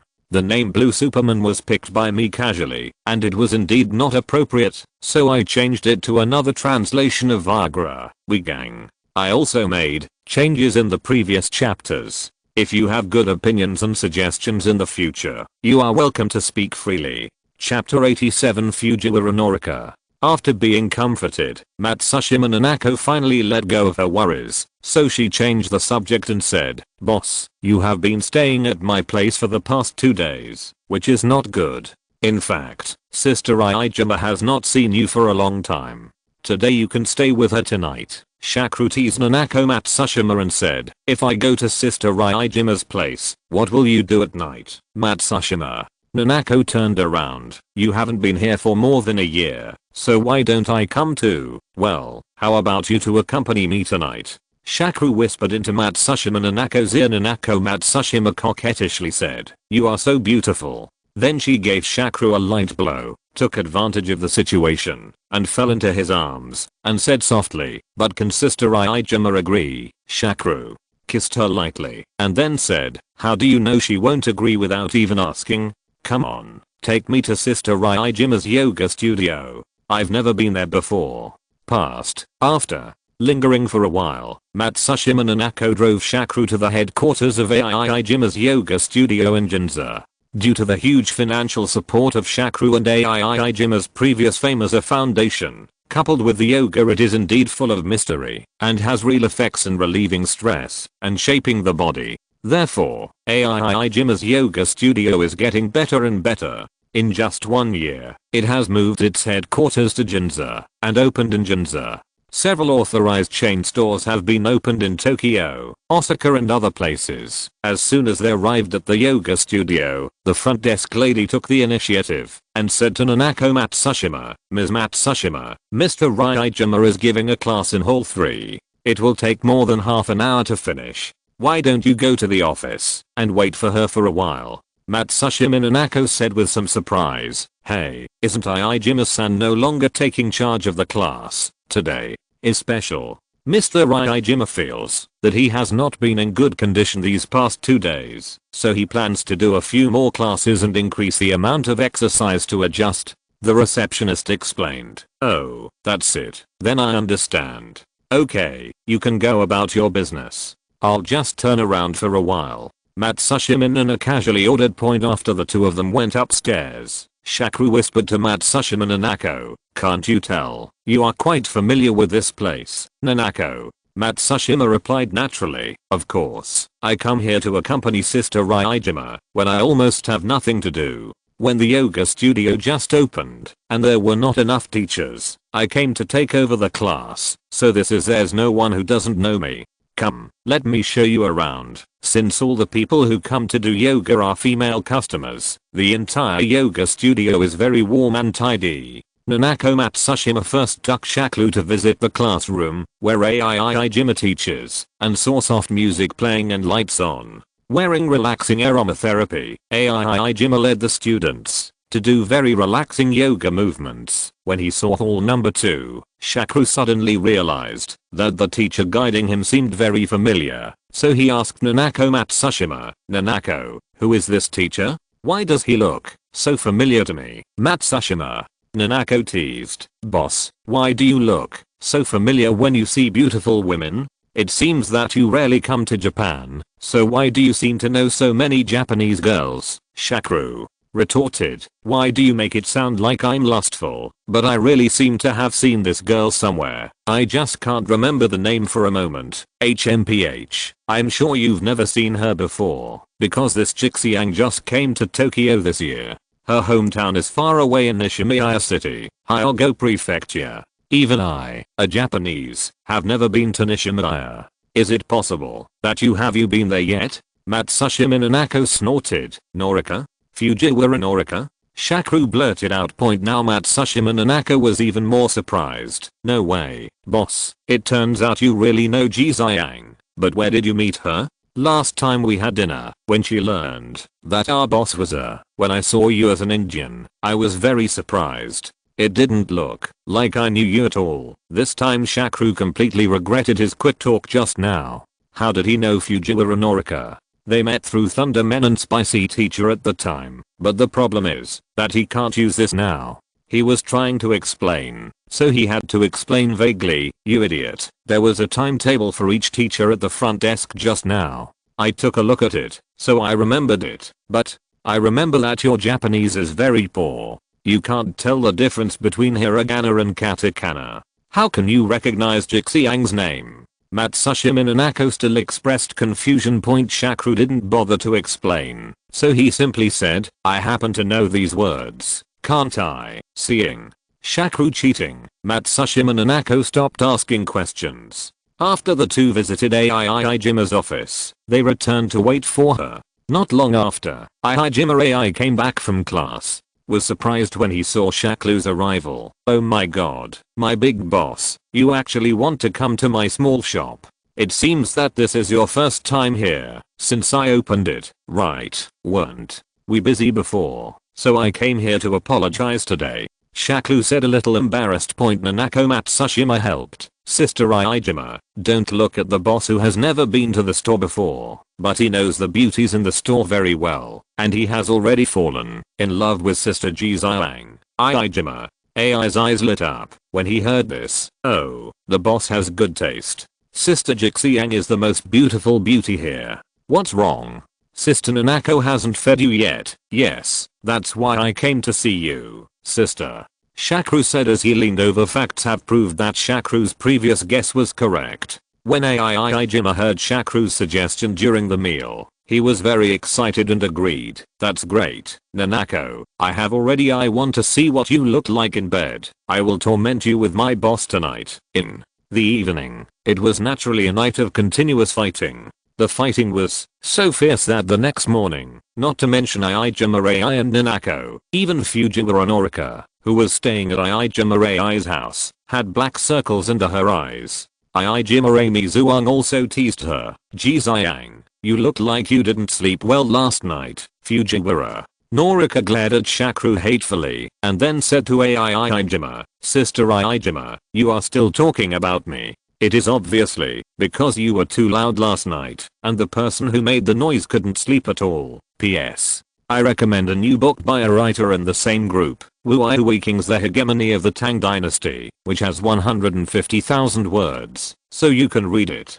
Chapter 88 Wrap Up. Although Norika Fujiwara said this in front of Shakru, in private she found Aijima and asked, Sister Aijima, the man you and Nanako sister accompanied last night was the Indian you told me about before? Big boss. Aijima AI nodded and said, yes, Nanako and I rely on him to support our company from behind. How about it? I can't imagine that such a big boss is actually a young and handsome guy. Norika Fujiwara still didn't believe it. He is handsome enough, but is he really that rich? Of course. In fact, the two companies Nanako and I own are just small amounts of money for him. I have been to New Delhi several times and saw with my own eyes that he was building a large-scale pharmaceutical factory and also acquired a company in the United States. And at the same time, he was still filming movies and founded a film company, Aijima said proudly. So awesome. But I remember Sister Nanako said that when he first came to Japan last year, he didn't have a lot of money in his hand.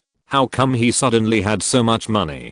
Fujiwara Norika still asked. Aijima AI said hesitantly, I don't know much about this. It's impossible for him to tell me everything about this kind of thing. I only know that he made a lot of money during the Japanese stock market crash in the middle of last year, and then it seemed that I made a lot of money when I went to the Soviet Union, and by the way, I also kidnapped 5 or 6 Soviet beauties as bodyguards. In addition, it seems that only the boss made a lot of money about the treasures of Indian temples that were promoted in the media some time ago. Anyway, he is rich. At this point, Aijima AK suddenly reacted and asked, hey, Sister Jixiang, why are you asking these things? Is it possible that you also have something in mind? I worried about you and Sister Nanako. I'm afraid that you two will be deceived and deceived. Fujiwara Norika turned around and said in a panic. Aijima AI laughed and said, okay, Jixiang,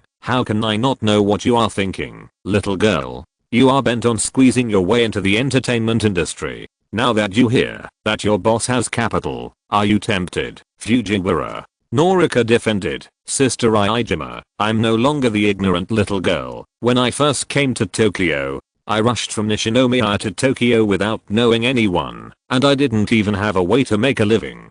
If it weren't for you were kind enough to take me in as a yoga instructor, I may still be carrying flowers in the sun on the street. So I'm quite content now and no longer think about the unreachable entertainment industry. Really? Who went to apply for Miss Japan last month? Fujiwara Norika replied awkwardly, that's just like buying a lottery ticket. How can it be possible to choose the current Japanese Miss without a background? AI. Jima thought for a moment and then said, well, although the boss has sufficient funds and is familiar with Matsumoto Genpei in the advertising industry, he is an Indian after all and is not based in Japan, so even if he wants to flatter someone, he needs to spend a lot of money. The price is definitely inevitable, but with his financial resources, this is not a big deal. The only question is why does he want to flatter you? Sister, the boss loves you so much, why don't you help me talk to the boss, okay? Fujiwara Norika said coquettishly, while holding Jima's arm. Jima shook his head and said, if it's a small matter, that's no problem, but this matter is too big, and the amount required is no less than building this yoga studio, so I can't help with this. You still have to think about it yourself, find a way. In fact, ever since Norika Fujiwara heard about Shakru, Nanako Matsushima, and Jima's story that night, she already knew how she should attack this rich Indian man, but she was still a little embarrassed to say it herself. And she was also afraid that others would see through it, so she hoped that Jima could help her spread the word, but unfortunately Jima didn't seem to understand what she meant. In fact, Jima understands Norika Fujiwara's thoughts very well. She knows that a girl of Norika Fujiwara's age will sacrifice everything in order to enter the entertainment industry and realize her dream of becoming a star, but she may regret it in the future, so she doesn't want to go overboard now to help this little sister who she feels is very close to point. Just when Norika Fujiwara was struggling with how to conquer Shakru, a wealthy Indian, to help herself become famous, Shakru did not give her this opportunity and returned home alone because Rajkumar called and said that bandit the production of The Queen has been completed and can be applied for and scheduled. When it comes to filmmaking, Shakru never expected it to make much money for him as long as he didn't lose money. What he wanted more about filmmaking was to be able to express some of his own ideas, so he didn't follow the trend and make more movies. The musical films in the Indian market did not copy those commercial films like some entertainment films I saw in my previous life. Because there are many ways for him to make money, there is no need to count on this. Therefore, the first two films he started shooting, where it is a very topical and sensitive subject. After returning to New Delhi, Shakru first watched the sample film accompanied by the main creative staff. Rajkumar is indeed a well-known director in later generations. The whole film is full of impact, but the rhythm is still a little messy, but it is not harmful. After all, this is his first work, so it can be forgiven. So in the end, Shakru nodded and said, well, overall it looks good, but some plots and scenes may not pass the review. Rajkumar seemed to have prepared for it and answered, as long as the plot that affects the rhythm and foreshadowing is not cut, there will be no problem. Anyway, this film is 130 minutes long, so it doesn't matter if it is cut a little. Since you are confident, then we will apply for review in the United States and India at the same time as planned, and notify old Patara and Murthy to fully help with the review and theater arrangement of this film. Once these things are arranged, we will start to promote it.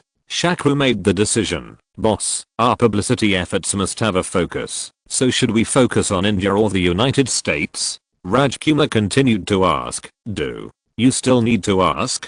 Of course it's the United States. Do you think this kind of film that reflects the caste system and exposes the dark reality can pass the review in India? Shakru glared at Rajkumar and said. The reason why Shakru said this is because in his impression, this bandit queen caused a great response in India. The film went through many reviews and finally barely passed, but this time the facts severely overturned his memory and judgment. If you're listening to this novel on a channel other than Fanfic World, it means they downloaded and uploaded it without effort. We cordially invite you to visit our channel, Mundo Fanfic Novelos. There you'll find the original version of this story and you can explore many other novels of various genres. We're waiting for you to immerse yourself in a world of incredible novels. Chapter 89 passed the review. Less than 3 days after the film review application was submitted, the review office of the Indian Ministry of Culture gave a reply. First of all, the review speed surprised everyone, because the work efficiency of Indian government functional departments is notoriously slow. slow enough to make anyone who thinks he is patient collapse. It is said that a major reason why there are so many senior Indian employees in large multinational companies is that they are very patient, and this is obviously closely related to the training in India. Big relationship. Everyone has been mentally prepared in advance for at least 3 months of review point. Although the content of the reply is very complicated, it is very simple to sum up. That is, as long as one illegal plot is removed, the film can pass the review. This makes everyone even more surprised. You must know that this is a film that satirizes the caste system and exposes a film about India's dark inside story. Given the Indian government's tendency to hide its secrets and avoid medical treatment, it would be nice if it didn't just kill it with a stick. How could it be given a pass? Moreover, it only required the removal of one plot point, and it was passed without major modifications. This made everyone familiar with the matter puzzled. Point as for the clip that was requested to be deleted, everyone is not surprised at all, because the content of this plot is that after Pram DV was arrested, a big shot privately ordered the prison doctor to take the opportunity to administer drugs to sterilize Pram DV. The reason was actually we will not allow another little bandit queen. Obviously, as long as such a plot is seen by the reviewers, they will never be allowed to pass. Everyone knows this, but this matter is indeed a fact, so Rajkumar still filmed this plot. However, neither Shakru nor Rajkumar originally expected that this plot would be broadcast in India, but counted on being screened in the United States to attract attention. Point just when Shakru, Rajkumar and others were looking at each other in bewilderment, Patila's phone call relieved him. Shakru, how are you? Are you satisfied with the results of this review? Upon hearing this, Shakru immediately reacted and said in surprise, satisfied, satisfied, I couldn't be more satisfied. Then he lowered his voice and asked, which big shot are you looking for? Huh. It's so powerful, don't worry about this. Anyway, you are lucky and caught up with the good times. Old Patila smiled heartily on the other end of the phone, and then continued to explain, I was specifically asked to tell you that this movie, when the movie is released, no matter how big the fanfare it can create, as for you must not delete the deleted part, just show it as usual.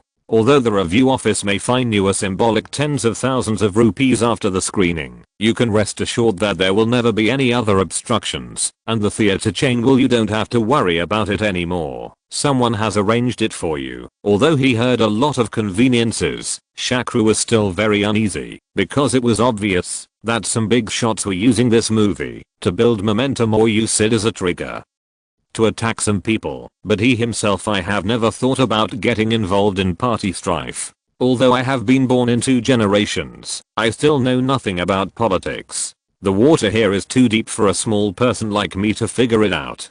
Don't accidentally offend anyone. I don't know how I died in the end. Point. So he said cautiously, Grandpa Patara, are you asking me to take sides? But I'm still young and have no lofty ambitions. Politics is really not suitable for me. Otherwise, this movie will not be shown in India.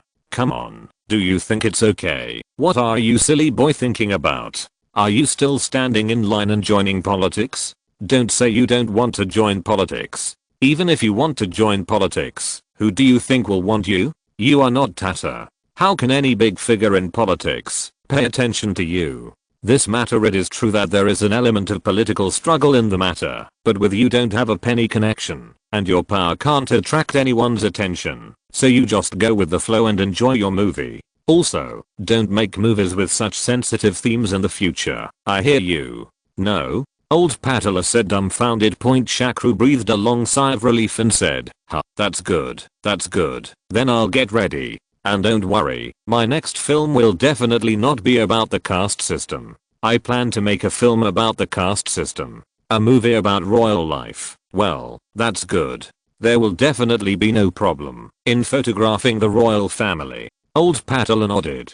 Unfortunately, it's hard to say what his expression would be like if he knew that Shakru planned to shoot Princess at the railway station. With old Patala's guarantee and the secret cooperation of the unknown big shot, Shakru planned to take this opportunity to make a big splash and make his film company's debut more spectacular, so he not only arranged for Rajkumar Preeti, Modi and other subordinates have increased their publicity efforts.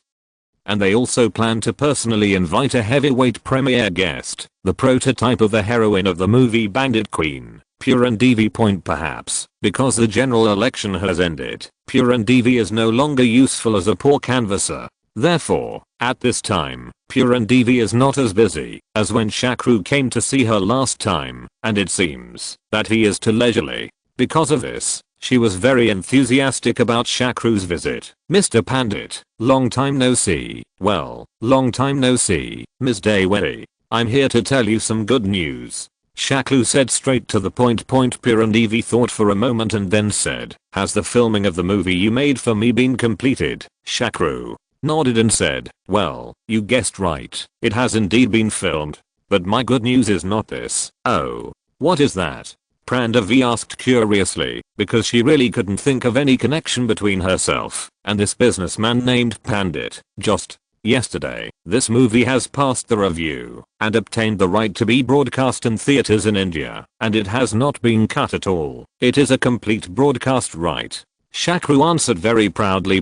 This sentence immediately shocked Prandavi, because she had read the script provided by Shakru in advance, and she knew the content inside very well. So she found it hard to believe that a movie with such content would pass the review without cutting. She even thought that, even if most of the sensitive content was cut, this movie would not be able to be shown in India. So she couldn't help but exclaimed, oh my god. How is this possible? Mr. Pandit, how did you do it? PS. Thinking back to the last book, it was on the shelves when chapter 89. Chapter 90 Assistant. Shakru was very pleased with Prandavi's surprise, but he didn't want to explain it, so he pretended to be mysterious and said, well, don't worry about it. The situation inside is very complicated. As long as you know this, the movie has passed the review and that's it. In fact, it's not that he doesn't want to elaborate, but that he doesn't even understand what's going on. Since she participated in the general election during this period, Puran Devi was somewhat exposed to Indian politics. She knew that the water there was very deep, so she stopped asking about it in detail. However, her evaluation of Shakru increased in her mind. After going through several levels, I secretly decided that the background of this Brahmin young man must be extremely amazing. So she said apologetically, I'm sorry, I made a mistake. But, Mr. Pandit, are you here to tell me this good news? Shakru shook his head and said, of course that's not the case. In fact, I'm here to invite you to attend the movie screening. I wonder if you will have time then. Puran Devi asked hesitantly, is it appropriate for me to go? Since Shang Fang's sword is in hand, the big shots behind the scenes have made it clear that as big as the momentum can be, it is certainly not a problem to invite Puran Devi, and only by inviting her can the topicality and sensation of this movie be achieved. Maximize the improvement. So Shakru replied confidently, it's appropriate. How could it be inappropriate? You are the prototype of this movie. I not only want to invite you to the screening, but also to the subsequent press conference. Hope you can attend. Well, since you, Mr. Pandit, think it's okay, then there will definitely be no problem here. I will definitely attend on time. Prandavi agreed happily. That's good. I'll send a car to pick you up then. After finalizing the screening, Shakru said goodbye and left. But just when he left the office building and was about to get in the car, Prandavi's assistant Miss Chopra suddenly chased him and shouted, Mr. Pandit, please wait a moment. After hearing this, Shakru stood up and asked, what's wrong, Miss Chopra? Does Miss Devi have anything else? Chopra hesitated for a moment, then whispered, well, Miss Devi is fine, but I have something to trouble Mr. Pandit. Oh, it turns out it's Miss Chopra who's looking for me. Is there anything I can help with? Shakru asked curiously. It's inconvenient to tell me now. Can you give me your contact information? I'll find you later in the evening. Chopra said awkwardly. Well, okay, here's my business card. Call me when it's convenient for you, and then we'll set a time. Shakru handed Chopra his business card. Chopra bowed and thanked you. Thank you very much. Then I will call you tonight. After getting on the bus, Sharapova, who acted as the driver, teased her boss and said, Boss, you are becoming more and more charming now. Even the little secretaries in the government are taking the initiative to throw themselves into your arms. Shakru frowned. Don't talk nonsense. She didn't say exactly what she asked me to do for her. Sharapova curled her lips and said, if it was really something serious, then we couldn't talk about it just now. So why delay it until night? If a man and a woman are together at night, nothing will happen. So boss, you'd better be careful. Shakru knocked Sharapova on the head and said, stop thinking so much and drive hard. Although Shakru was scolding Sharapova in his mouth, in his heart his thoughts were similar to Sharapova's. This was not because of how narcissistic he was, but because of the reality of similar things he had encountered in the past 2 years. There are too many, so it is inevitable that you will think of this direction at the first time point. However, when Shakru saw Chopra's outfit at night, he immediately realized that he had misunderstood this time, because although Chopra did not appear without makeup, it was obvious that she had not gone through any makeup or clothing. She was carefully dressed and groomed, so she was definitely not here for a date, but because she had something serious to talk to him about. So he gathered his mood and walked over to say hello. I'm sorry, Miss Chopra, I'm late. Chopra waved her hand and said, you are not late. I came a little early on purpose. It is really presumptuous of me to disturb you so impulsively today. Please forgive me. It's okay. I don't know why. Miss Chopra, you are looking for me this time. Shakru said calmly. Chopra hesitated for a long time before summoning up the courage to say, Mr. Pandit, I would like to trouble you to help me find another job. Although Shakru knew that Chopra must have something to do with him, he never expected that it would be such a thing. It is absolutely a happy thing to be a civil servant in India, even better than being a civil servant in China. They would be much happier. So he asked curiously, working in a government department is something that many people would envy. Why do you want to change it? Chopra quickly explained, Mr. Pandit, you have misunderstood. I don't want to resign, but I want to change my job in a department. To be precise, I don't want to be an assistant to a Dalit like Pirandevi anymore. Did Miss David bully you? Shakru asked tentatively. How dare she? Why does she, a Dalit, bully me, then? Why do you want to change departments? Shakru was even more puzzled, because she is a Dalit. It is a loss of identity for me to be an assistant to a Dalit. I thought it was just a temporary job for a few days and I could leave after the election, but I didn't expect that I had to keep doing it. Then why don't you report it to your superiors? Because no one is willing to be an assistant to this Dalit, and I'm a person without a backer, so I have to stay here. Although Shakru understood what Chopra meant, he still secretly lamented the deep-rooted caste system. Even though Pirandevi was a famous bandit queen and a member of parliament, her status still did not improve. Even her assistant was ashamed that her boss was a Dalit point, but Shakru didn't want to help her, so he said, since no one is willing to take your place, what's the point of Miss Chopra looking for me? I'm not a government official in charge of allocating work. You know so many big names. If you want to help me, you can definitely help me, and I won't let you help for nothing. I will tell you a secret related to your personal safety. Chapter 91 Assassination.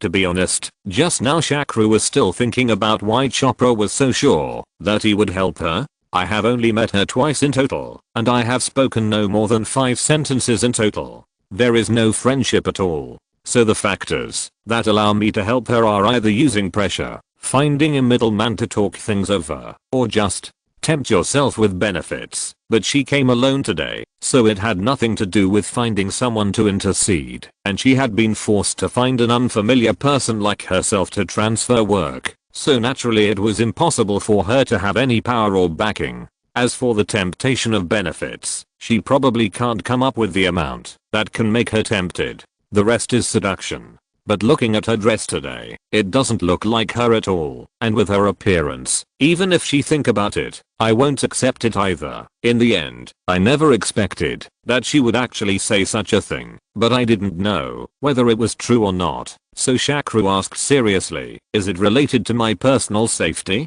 Miss Chopra, are you sure you are not joking? How dare I joke about this kind of thing? Although this news is not 100% likely to pose a threat to your personal safety, the possibility is still very high. Chopra said with a serious face. Shakru said in bewilderment, I have not offended anyone. As for coming to take my life. In fact, what Shakru wanted to say more was, even if such a thing really happened, how could it be possible for a kid like you? What can the little assistant know? Actually, this matter is not directed at you. You are only unlucky enough to be implicated. Chopra explained.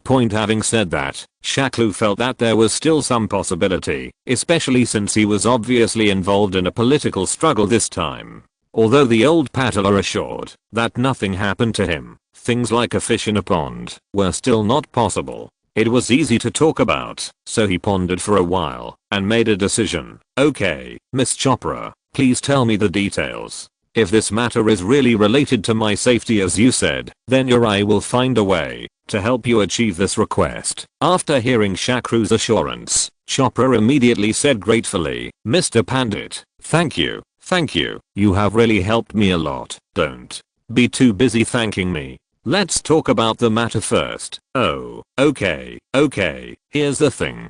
Someone wants to assassinate Purandevi. Chopra whispered mysteriously, but what does this have to do with me? Chopra explained. Of course it has something to do with it. Purandevi was assassinated last week, but she escaped, so since then she has been staying in the government building and almost never goes out. She even sleeps in the office. But if she attends your movie premiere next week, this will provide the best opportunity for the killer. I guess her position will be far away during the premiere. You are very close, so your safety will be affected. Although this reason is far-fetched, it cannot be said to be unreasonable. Whether as the protagonist of the movie or as a member of Congress, Purandevi's position will definitely be arranged next to him. In case a killer really takes action, then you will really encounter disaster.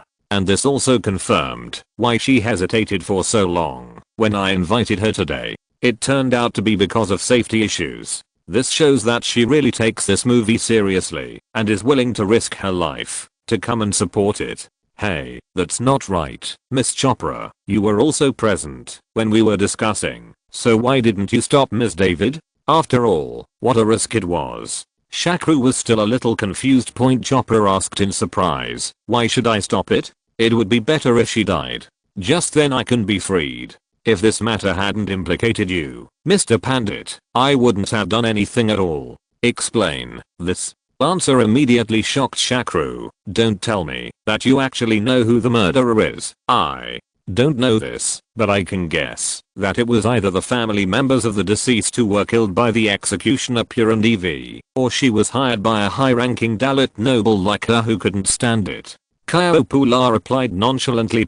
At this time, Shakru had already recalled that it seemed that Purandevi was shot by a killer in the end, and although the three killers confessed that they were avenging their relatives when they were arrested, public opinion said that this was actually a caste conflict. Looking at the assistants of Purandevi in front of him, who all took the killing of Dalits as a matter of course, Shakru couldn't help but lament the profound impact of the caste system in India, and was once again grateful that he had warned the I'm a Brahmin. If I'm a Dalit, I would either immigrate to another country or simply commit suicide. Anyway, in this country full of racial discrimination, the lower castes will never be able to make a comeback, no matter how hard they try one day. Affected by this incident, Shakru no longer wanted to continue having dinner with Chopra, so he sent her away hastily. As for her request, Shakru really agreed. First, he felt that it would be too dangerous for Paulandoy to keep this assistant around any longer. Maybe one day the killer would buy information on Paulandoy's whereabouts from her, and she would sell it. Secondly, this matter is not a big deal. Old Patala can pretty much handle it with just one phone call. After returning home and venting his inexplicable negative emotions on Kabiva's soft body, Shakru called Old Patala to talk about the matter. Old Patala naturally agreed to such a trivial matter. At the same time, he also told Shakru a piece of good news. Little Shakru, didn't you lament that no landlord was willing to cooperate with you last time when you were filming?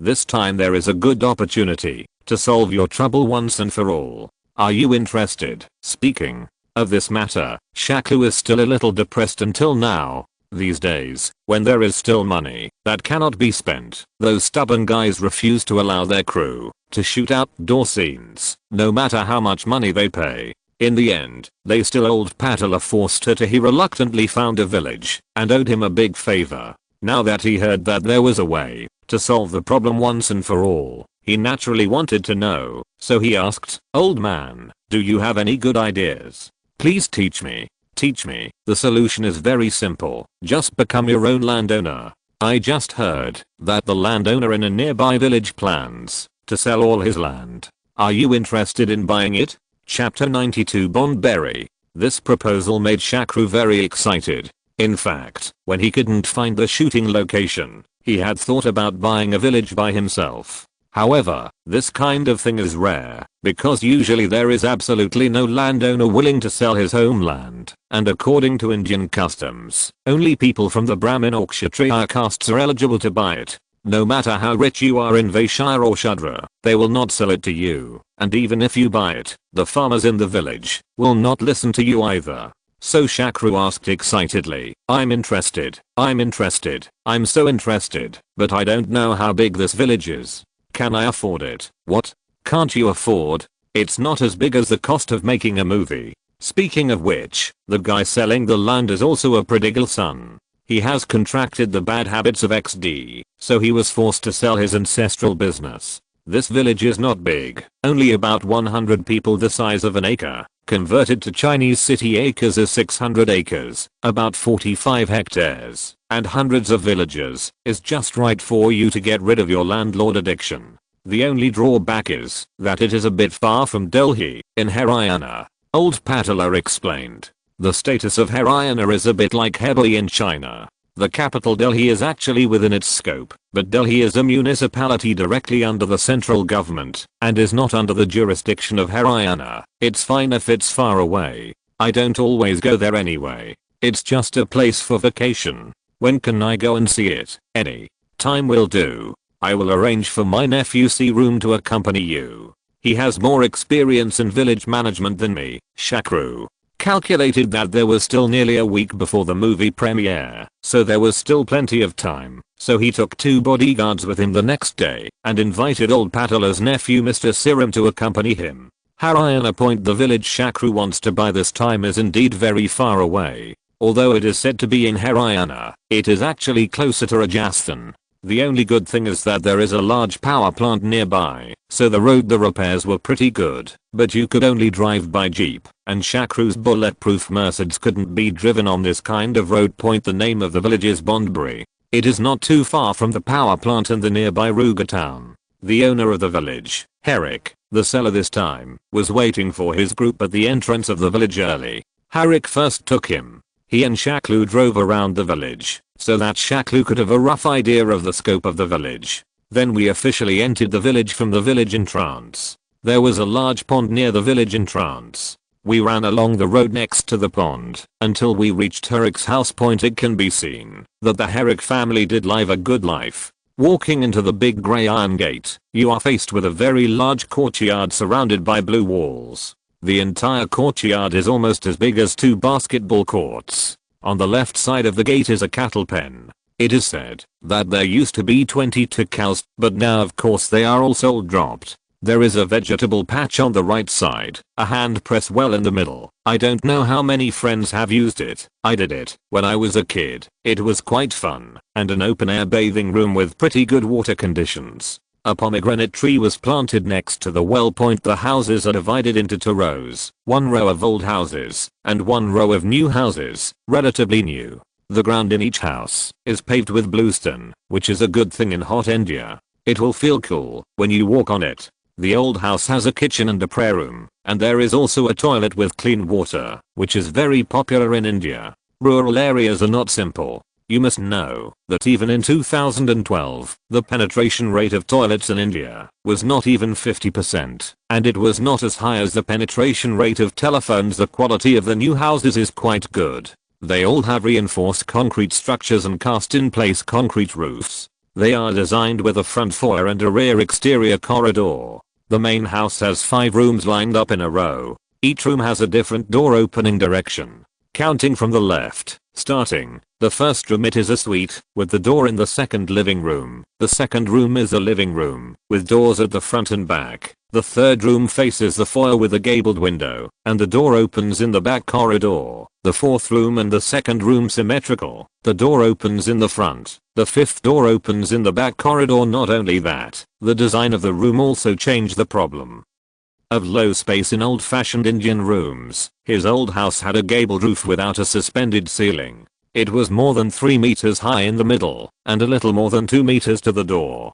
People have depressive feeling, and the flat roof clearance of new houses is 3 meters. Moreover, the appearance also needs to reflect the characteristics of Indian architecture, with a fake second-story eaves overall. Shakru is very satisfied with this house and feels that he can move in without making too many changes. He rarely comes here anyway, so the house retains some rural features, but has a unique flavor. Seeing Shakru's expression, Harik stepped forward and said, "How about it, Mr. Pandit? Isn't my house nice? It was just built the year before last. If it wasn't for the lack of money recently, it would have been a disaster. I won't even sell it." Shakru nodded and said, "Well, your house is pretty good. Let's go to the village and see what the villagers think." Harik asked in surprise, "Huh? What opinions can those slaves have? This matter has nothing to do with them." See room on the side, grabbed Shakru and said, "The landlord is everything in the village. The land cultivated by these villagers is yours, the food they eat is given by you, and even the travel expenses for them to work in the city are yours. You rewarded me. What do you think they have to say about such a big thing? It's just a change of owner. We can just call all the villagers to announce it." Harik, next to him, gave a thumbs up and praised, "This old man is sensible. It seems that Mr. Pandit rarely comes to the village." See Rumu did not feel complacent because of Harik's praise. Instead, he glared and said, "Don't think that my friend rarely comes to the village. You can be lazy if you don't understand the ins and outs here. Hurry up and transfer the position of village chief, and then explain it to all grassroots officials. We will never give you the money if these things are not done. Don't worry about this. I will finish it for you in 3 days at most. Mr. Pandit himself is a Brahmin, so there is no need to worry about these things. Even if I don't do these things, they will come to you on their own initiative." Harik patted his chest and said, then seemed to remember something, and whispered, "But there is one more thing I want to ask Mr. Pandit. If possible, can you not dismiss those servants? They work very hard." Chapter 93 Cow Dung Cake. PS. Don't read this chapter while you're eating. This is the first time I've posted a PS at the beginning of a chapter, so it must make sense. Shakru felt that this request was understandable. Because Harik was going to the United States in the future, it was impossible to take all the servants away, so it was only natural for him to ask his new master to take care of the servants who used to serve him. But just when he was about to agree, Sirim took a step forward and whispered, "Harik, tell me honestly, which of these maids have you touched?" Harik replied unhappily, "Of course the ones left behind have not been touched. How could I do something so rude?" Sirim breathed a sigh of relief and said, "That's good. Then these servants can stay, but they must pass the test of my friends. If my friends are not satisfied, they will still be kicked out and become untouchables. As a servant, if you don't serve your master well, you will of course be punished." Harik said in agreement, and then introduced a neatly dressed middle-aged man next to him to Shakru. "Mr. Pandit, this is Veda, the housekeeper at home. If you need anything from now on, just contact him directly. Veda, you must serve Mr. Pandit well from now on. Do you hear me?" Vajda respectfully said to Shakru, "Dear Mr. Pandit, I will definitely obey all your orders in the future." The next day, Harik invited Mr. Bowman, the landowner of the next village, and Mr. Sreem, who accompanied Shaklu, to co-witness, signed the village transfer agreement, and applied for the village chief's appointment at the temple at the entrance of the village handover, and then went to the bank in Ruga town to handle the transfer of funds. At this time, Shaklu truly became the actual controller of Bondali village point. On the third day, Sreem helped Shaklu sort out the affairs of the village, and then left Bundbury village with the original landowner Harik. After seeing them off, Shaklu felt bored and called himself butler. "Wajda, take me to the village. I want to see how my villagers are living, Vader replied hesitantly. Master, the residences of those lower class people are very dirty and messy. You'd better not go there, so as not to dirty your clothes and shoes. Shakru looked at the jeans and sneakers he was wearing and wondered what they were afraid of getting dirty, so he said, it's okay, these clothes are not afraid of getting dirty. Well, okay then, just wait a moment, I'll go back and ask the valets to carry you. Shakru quickly stopped him and said, no, we can just walk there. Although I rode a human mule at Sanai's place last time, and it was indeed very comfortable, Shakru always found it difficult to accept this. He was a transportation vehicle, he was a guest at the beginning, so it was not convenient for him to refuse. But now that he has the final say in everything here, he doesn't want to suffer this torture anymore. Seeing Shakru's insistence, Vajta had no choice but to agree. Then I will lead the way. Master, please walk slowly. Then he carefully said to Kabiva and Sharapova, to ladies, the people in the village have never seen the world. If there is any fuss or impoliteness, please forgive me, since Bundari is far away from big cities. Many villagers have never seen foreigners, so they are naturally surprised by blonde Soviet beauties like Kabiva and Sharapova. However, because their skin color is white, they are more in line with India. There is a general rule that the lighter the skin color, the higher the caste. Actually, this is not entirely true. There are also people in the upper castes who are particularly dark, but it is generally like this. So except for some children, other villagers treat them respectfully. As soon as he walked into the villagers' gathering place, the smell of cow dung hit his nostrils, and the roads inside seemed to have turned into drainage ditches, so they were extremely muddy. At this time, Shakru regretted it. If he had known better, he would have let him go. The manservant came to carry him, but now he could only move forward bravely. The roofs of the houses here are very interesting. They are not the common herringbone, flat roof or one-sided slope, but the four-sided conical thatched house with a unique Indian style, giving people a primitive feeling, surrounded by dry weather. The walls are built with fortifications, leaving doors and windows, and a few wooden sticks are inserted to form windows. The good conditions are equipped with wooden doors, and the poor conditions do not even have a door. Because it was the time to work during the day, there were very few people in the house. There were only a few children and the occasional woman washing clothes and playing around the pond. Although there are ponds in front of and behind the house, the water conditions are very good at first glance, but for now it seems that people wash clothes, vegetables, cooking utensils and even bathe cows here. It is estimated that people take baths here as well. So the ponds are extremely dirty, some are covered with duckweeds, some turn dark, some are green, and domestic garbage squeezes the ponds, which makes people secretly worry about the health of the villagers. So Shakru asked, isn't the drinking water for these villagers also in this pond? In the middle of the village there is a hand-pressured well drilled by the government for free.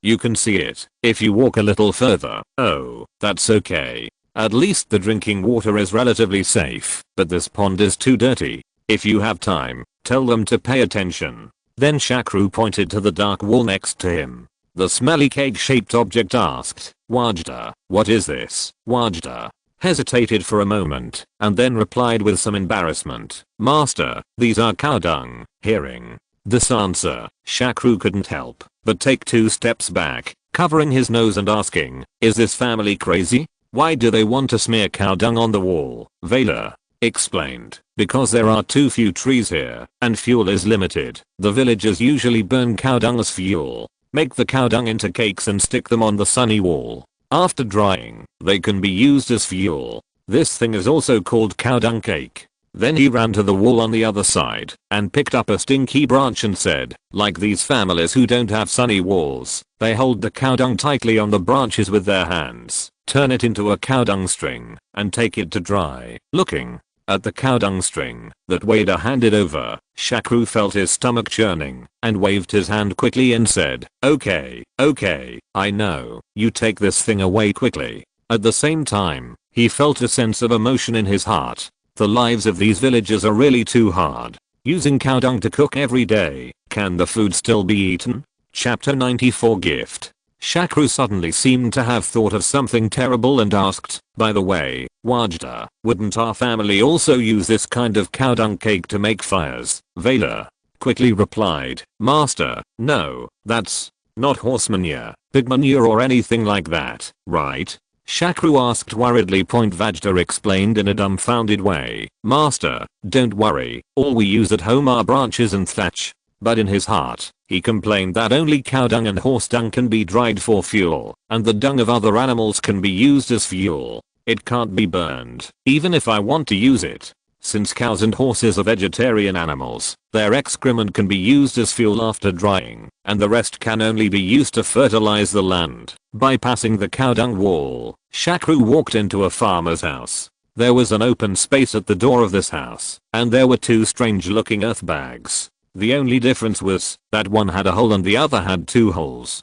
Crew pointed and asked curiously, Vajda, what is this? Oh, master, this is an earth stove, made of mud. It is used for cooking when it doesn't rain. Wajda explained. Shakru was still a little puzzled. Then why do you have to cook on the stove outside instead of in the kitchen? Because the smoke after burning cow dung cakes is very large. It is inconvenient to exhaust the smoke in the house. So when it doesn't rain, the stove is set up outside. In fact, there is another thing that Wajda doesn't know, is that due to the geological soil is sedimentary soil. After this kind of soil is mixed with water and dried, it will become very hard. Local farmers have mastered this characteristic and used it to build stoves outdoors. What about the rainy season? Of course we have to stay in the kitchen during the rainy season.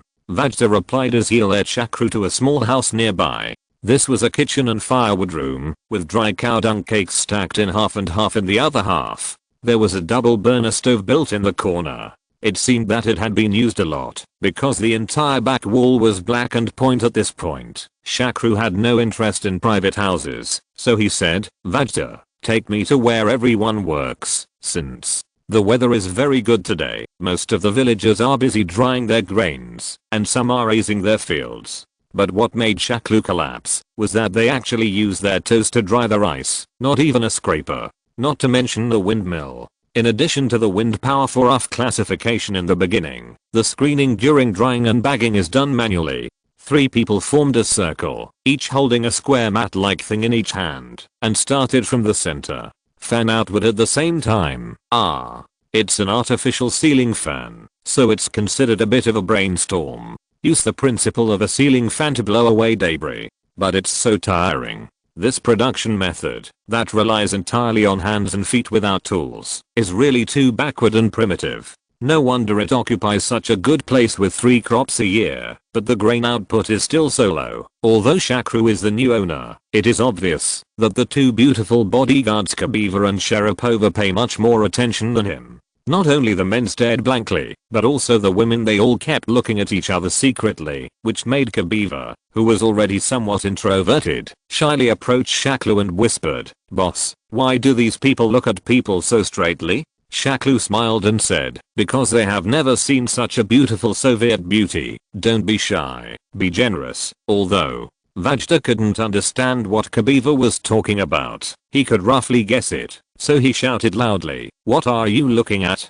Get to work quickly. While Shakru was wandering around, a valet from a distant house ran over quickly and reported, Master, Mr. Bowman from the next village has come to visit you. He will be here in half an hour. When Shakru heard that it was a neighbor who had come, and it was Bowman who was the witness to him and Herrick yesterday, he naturally had to go back to greet him. So he quickly took Kabiva, Sharapova and housekeeper Veda rushed back. Shortly after arriving home, Bowman and his party arrived. What surprised Shaklu was that Bowman actually brought 2 little girls over, but they didn't look like his daughters in terms of appearance or dress. I have never heard of a visitor bringing a maid with him. Is it possible that he plans to stay here? Although he was very curious in his heart, on the surface Shakru still greeted him very warmly. Mr. Bowman, welcome. Bowman also returned the greeting. Mr. Pandit, you are a wealthy man from a big city like Delhi. I don't want to get too close to you to gain more knowledge. Then he stretched out his hand and pointed back. This is what I want to give you. Please accept the gift you brought. Shakru followed his finger and looked back, and was a little surprised, because he didn't see anything. Seeing Shakru's appearance, Bowman asked with some confusion, "What's wrong, Mr. Pandit? Are you not satisfied with my gift?" Shakru said with some embarrassment, "It's not that I'm not satisfied, but I didn't see where your gift is." He was really embarrassed at this time, because according to Indian customs, when someone gives you something, not only do you have to accept it and praise it, otherwise it will be disrespectful to others. Bowman glanced at Shakru very strangely, then walked back a few steps, patted a little girl on the shoulder and said, "My gift is the two of them. I heard that Herrick took away two the maids who are related to him, so I specially selected two smart and well-behaved maids at home to give to you. Don't you like it? Ah, these are the two you want to give to me." To be honest, although Shakru knew that landlords gave servants to each other, this was the first time he encountered it, so I didn't react just now, but now that I know it, I naturally can't refuse, otherwise it would be too disrespectful. So Shakru said with a smile, "Haha, I'm sorry, because this is the first time someone has given me a servant, so I didn't react at the moment. Speaking of which, your delivery was really timely. Mr. Herrick took away two people, so now no one is doing any work at home. Kabiva, take the two girls to the back house. PS. I stopped breathing, it's so cold. This time of year in the half month before the heating is on are the most difficult days. What's even more miserable is that it's cloudy today with no sunshine at all. My hands are freezing, even when I'm typing in the office. If you have friends from the Northeast, you should be able to understand what I'm feeling right now. This feeling." Chapter 95 Language. After Kabiva went down, Bowman asked Shakru, "Mr. Pandit, who are these two Soviet beauties?" "Oh, they are assistants I hired. I did some business in the Soviet Union last year." Shakru replied calmly. Bowman raised his thumb and praised, "Mr. Pandit is really well informed and can do business with the Soviets." Then he took a step closer and whispered, "Mr. Pandit, I have something to ask you. Please help me." Shakru thought to himself, "I knew you were looking for me for something." So he said, while leading the way, "We are all neighbors. We don't want to ask for anything. Come on, let's go in and talk." After entering the room, Shakru greeted, "Mr. Bowman, do you want tea or coffee?" Bowman hesitated for a moment, then said, "Well, let's have coffee." After a while, as soon as the coffee was served, Bowman said with some surprise, "Mr. Pandit, your coffee is so fragrant. I can smell the fragrance, even before it is brought into the room." "Well, this is Vietnamese G7 coffee. It has the strongest aroma among the milk coffees I have ever drunk. Not only does it smell fragrant, but it also tastes particularly mellow. Basically, after drinking this kind of coffee, other milk coffees will they all feel boring," Shakru explained. "Since I accidentally mentioned this coffee in my article last time, no less than 10 book friends have asked me where to buy it. In fact, I bought it on Taobao, so I won't mention the specific store name to avoid confusion. It's suspected of being an advertisement. Anyway, if you want to drink it, you can choose the official store or a store with a high reputation, but the price has increased recently and is a bit more expensive than last year," Bowman said with admiration. "Mr. Pandit has been to Vietnam." Shakru shook his head and said, "That's not true. This was recommended to me by a Japanese friend. I go to Japan often." In order to avoid Bowman saying, "Mr. Pandit, have you been to Japan?" After speaking, Shakru directly led the conversation. "I wonder if there is anything you need my help with, Mr. Bowman." Bowman first glanced at Sharapova, who was standing behind Shakru, and then whispered with a slightly embarrassed expression, "Mr. Pandit, I also want to hire two Soviet beauties as assistants like you. Do you have any connections?" To be honest, this question made Shakru feel very speechless. Bowman, a rich countryman, actually wanted to take advantage of the Soviet swallows. I really don't know whether he was just sitting back and watching the sky or just being fanciful. However, Shakru couldn't explain this in detail. Unfortunately, Sharapova couldn't understand the Hindi he used when talking to Bowman. Otherwise, if she pissed off this little aunt, Bowman would die without knowing how she died. "Oh, yes, that's a pretty good excuse point." So Shakru looked hesitant and asked, "Mr. Bowman, how is your English level?" Not Very good.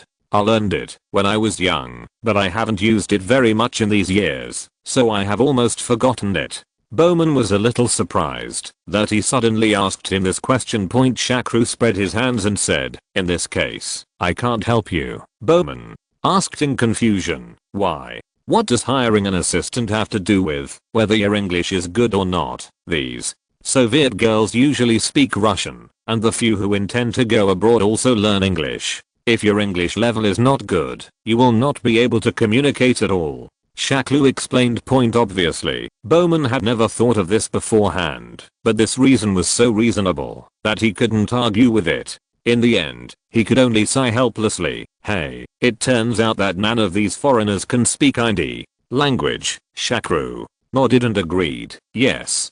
But he complained in his heart, not to mention foreigners, even Indians only have less than 1/3 of them using it. Here is a bit of science. India is a country with an extremely complex and confusing language system.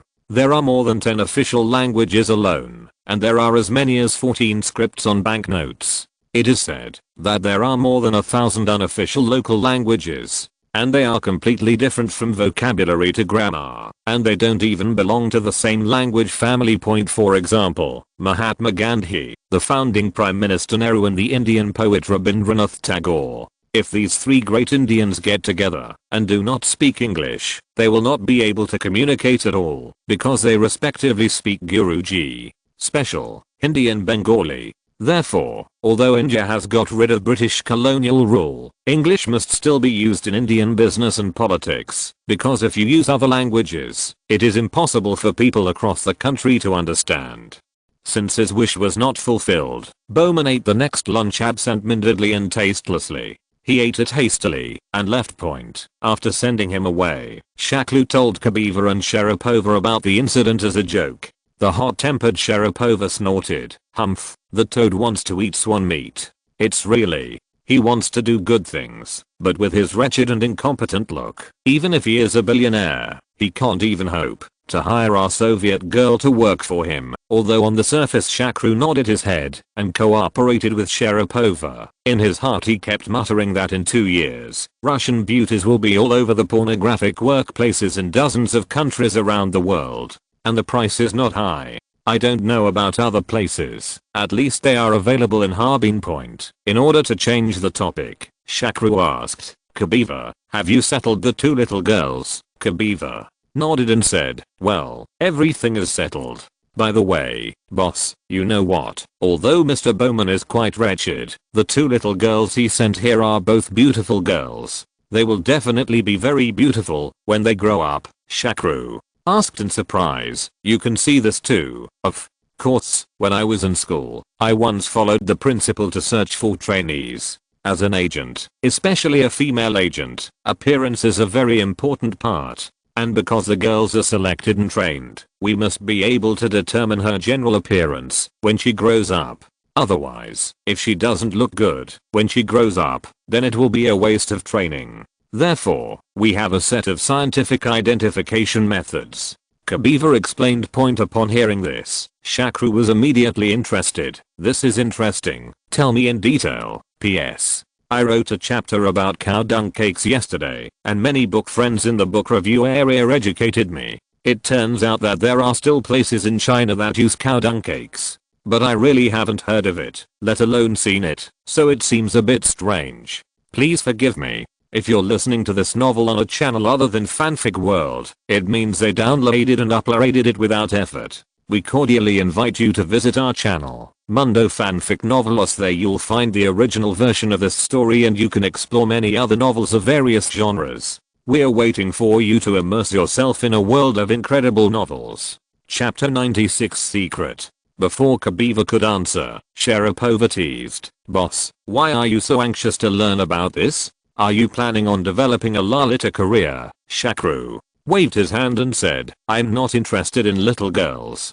I still like people like you. I'm just curious to know, because I have seen many little girls who were very cute and beautiful when they were young, but when they grow up, they become it's getting ugly. Come on, Kabiva, come on." This time Sharapova did not interfere.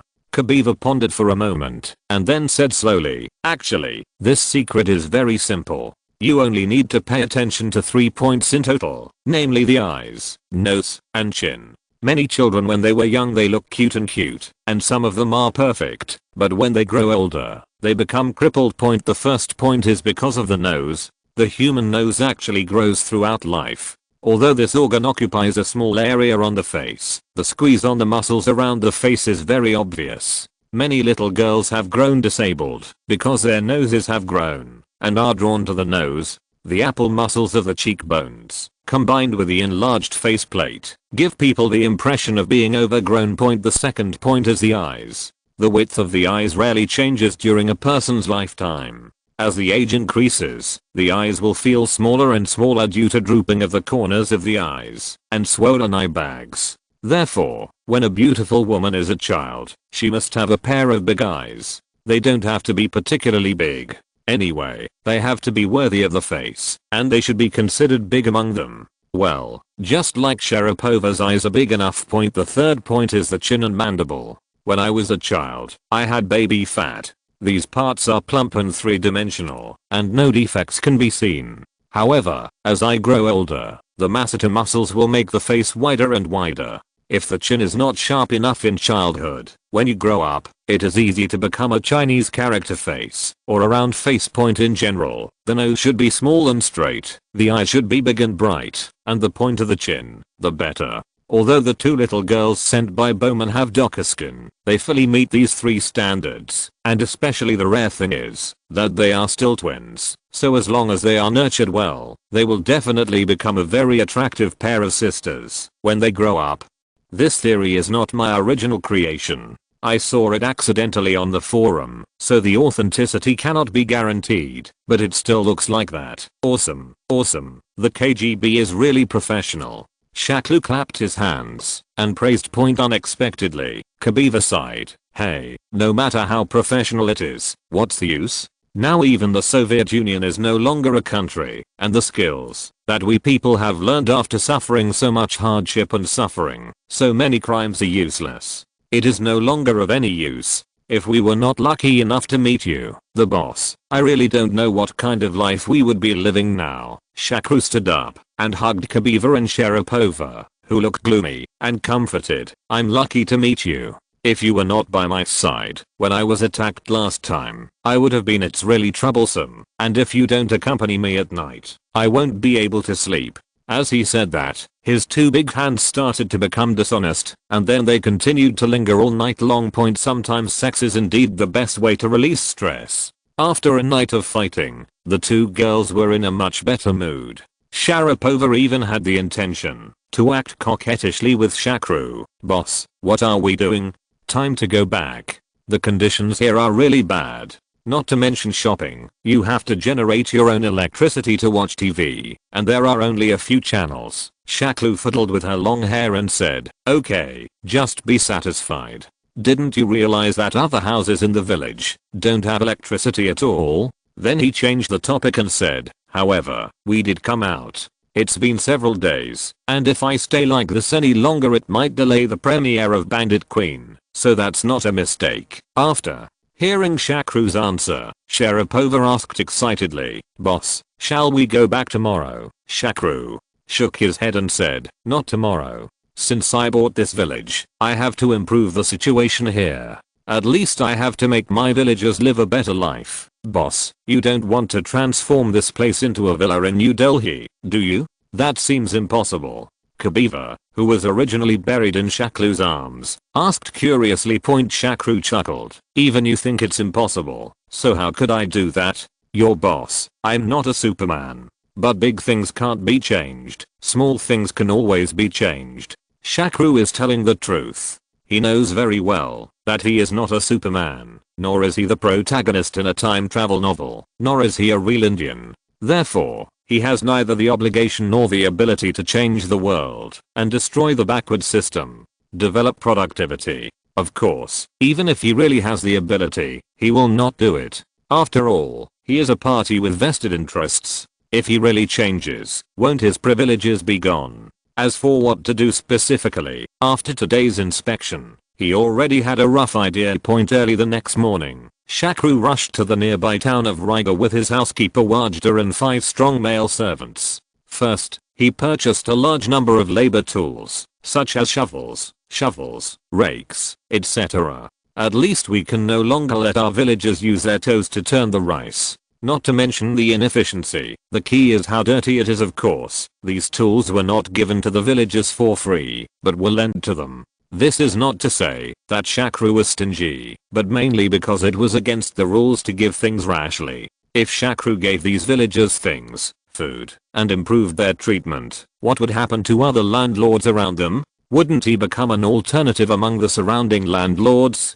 Moreover, those villagers who have adapted to this lifestyle could not accept such kindness for a while. This was what Serum repeatedly told Shakru. Before leaving point then he found a few craftsmen and asked them to renovate and decorate the house they were living in according to his requirements. After all, the current house did not have many facilities. Even as a vacation place, it was too unqualified. While he was away during this period, it was just right to renovate it. The last item was that on the same night, Shakru asked Vaidya to gather all the villagers and announced that all men could go to his factory in New Delhi to work during the slack season. The fare could be borrowed from him, and the wages would definitely be higher than the harvest from farming. Chapter 97 Premiere. It was a sunny afternoon. In front of the official residence of a member of Congress in New Delhi, a wealthy middle-aged woman stepped out of the car, followed by several bodyguards. But at this moment, 2 men in coats suddenly appeared.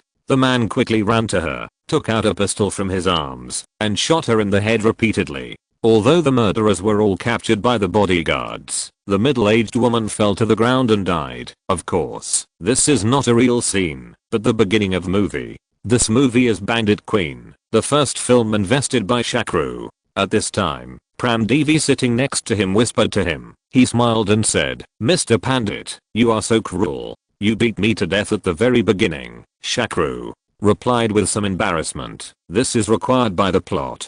Today's audiences are very impatient. If you don't do some gunplay or suspense at the beginning, you won't be able to attract people at all." In fact, there is another point. What he didn't say was that this was actually the villain he remembered. The ending of David and the fate of a generation of bandit queens. In India, a society with strict caste hierarchy, no matter how much achievements you make, or where you sit, as long as your caste is not high, you will never be able to truly integrate into the upper class society. The ending is never happy. Then the camera shifted its perspective to one of the poorest areas in India, Uttar Pradesh. In a remote rural village, in one of the most humble and sociable families, on the day of the flower goddess festival, a little girl was born. Although the girl's mother gave the girl a name after the god of flowers, Pulan means the god of flowers, her parents were not happy about her birth. There was no trace of happiness or smile, but instead they were sighing, because in India, giving birth to a daughter is equivalent to incurring a debt.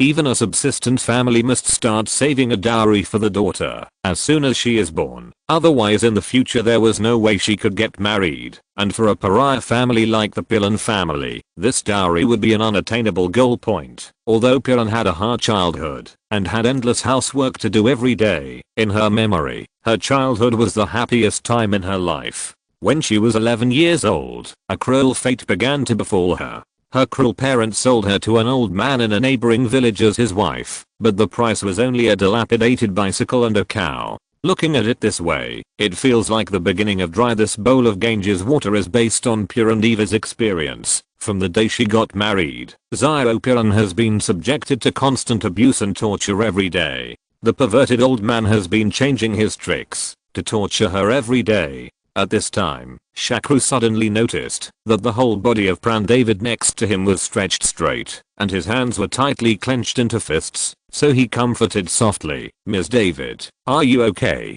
Purandevi closed his eyes, let out a long breath, and then said, "It's okay, it's just that I haven't recalled this experience for a long time." Although the plot is not exactly the same, the nature is actually the same. Then she patted the actress Seema Biswas who was sitting on the other side of her body and said, "Miss Biswas, it's really hard for you to make this movie." Seema shook her head and said, "I'm filming." After all, it is all fake, and the director and boss take good care of me, so it is not hard.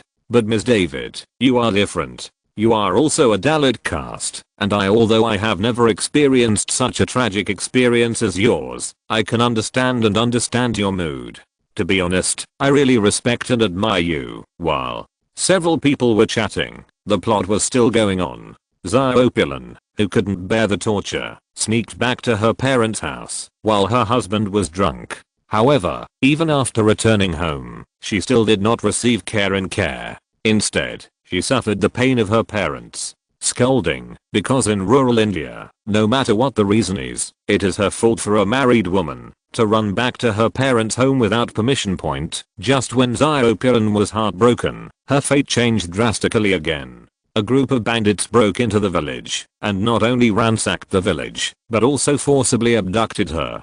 Fortunately, Xiaopilan was attracted by the bandit leader Vikram, and the two people actually developed feelings during the subsequent contact. This is also the only relatively warm plot in the entire film. From Vikram, Puran learned that the country he was in was called India. It had a vast territory, a large population, a long history and culture, and a paradise-like life in big cities. Later, Puran began to work as a bandit with Vikram. At this time, everyone discovered that Puran actually had the talent to be a bandit. He was not only decisive and ruthless, but also witty and changeable. Gradually, Puran was recognized by the bandits and became a gangster.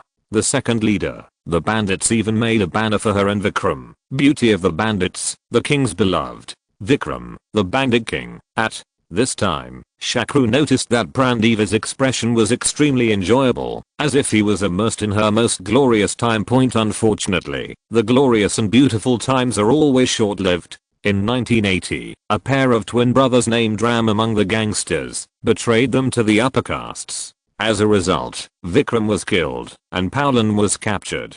In a dark small in the shed, she became the target of the village's hatred and violence. After being tortured for more than a month, Paulan finally escaped. Afterwards, she regrouped and went on a revenge spree. She led the gang back to the village, tied up all the people who had insulted her, lined them up, and then shot them crazily with machine guns. After killing all of them, she set fire to the village until the whole village was burned to ashes. Then she led the gang away, and from then on, she officially became the bandit queen. This tragedy shocked the whole of India. Prime Minister Gandhi personally ordered a nationwide arrest and hunt, and offered a reward of 150,000 rupees for her head. However, with the help of the complex terrain of a tepid and cautious command, the police were helpless against the Queen Puran for 3 years. It was not until a senior police officer played a role that Puran reached an agreement with the government. She surrendered and served 8 years in prison, and the government would no longer pursue the crime she had committed. David's surrender ceremony, in which he was recruited by the government, was reported by foreign reporters, and David became famous. According to her request, the surrender ceremony was arranged like a drama. On a specially built high platform, David, with a red scarf on her head and a Mauser rifle on her shoulder, greeted the audience. She knelt down in front of the statues of Mahatma Gandhi and the Indian goddess, then took off her Mauser rifle and raised it high above her head. Chapter 98 Assassination. Just when Phulan in the film was standing on a high platform waving like a hero, Phulan Devi in the real world was already in tears. It took her a long time to calm down and explain to Shakru, "No, excuse me, Mr. Pandit, I have to go to the bathroom." Then he stood up and walked out in a hurry. Although Shakru knew that Prandevi was going to touch up his makup, he still asked Bhavaplava beside him to follow him. Afterwards, Shakru was extremely glad that he gave the order on a whim, because less than 10 minutes after Prandevi went out, there was a clear gunshot from outside the screening room, followed by screams and fighting. Voice. This series of weird sounds immediately caused panic among the audience watching the movie. Fortunately, this Satyam cinema is an old cinema and the emergency measures were very good. Soon a guard came over and claimed that it was just a movie, a little accident. Now everything has been resolved. It is enough to fool ordinary people with such words. But the problem today is the premiere of the movie Bandit Queen. There are many media reporters at the scene. These reporters are not so easy to fool.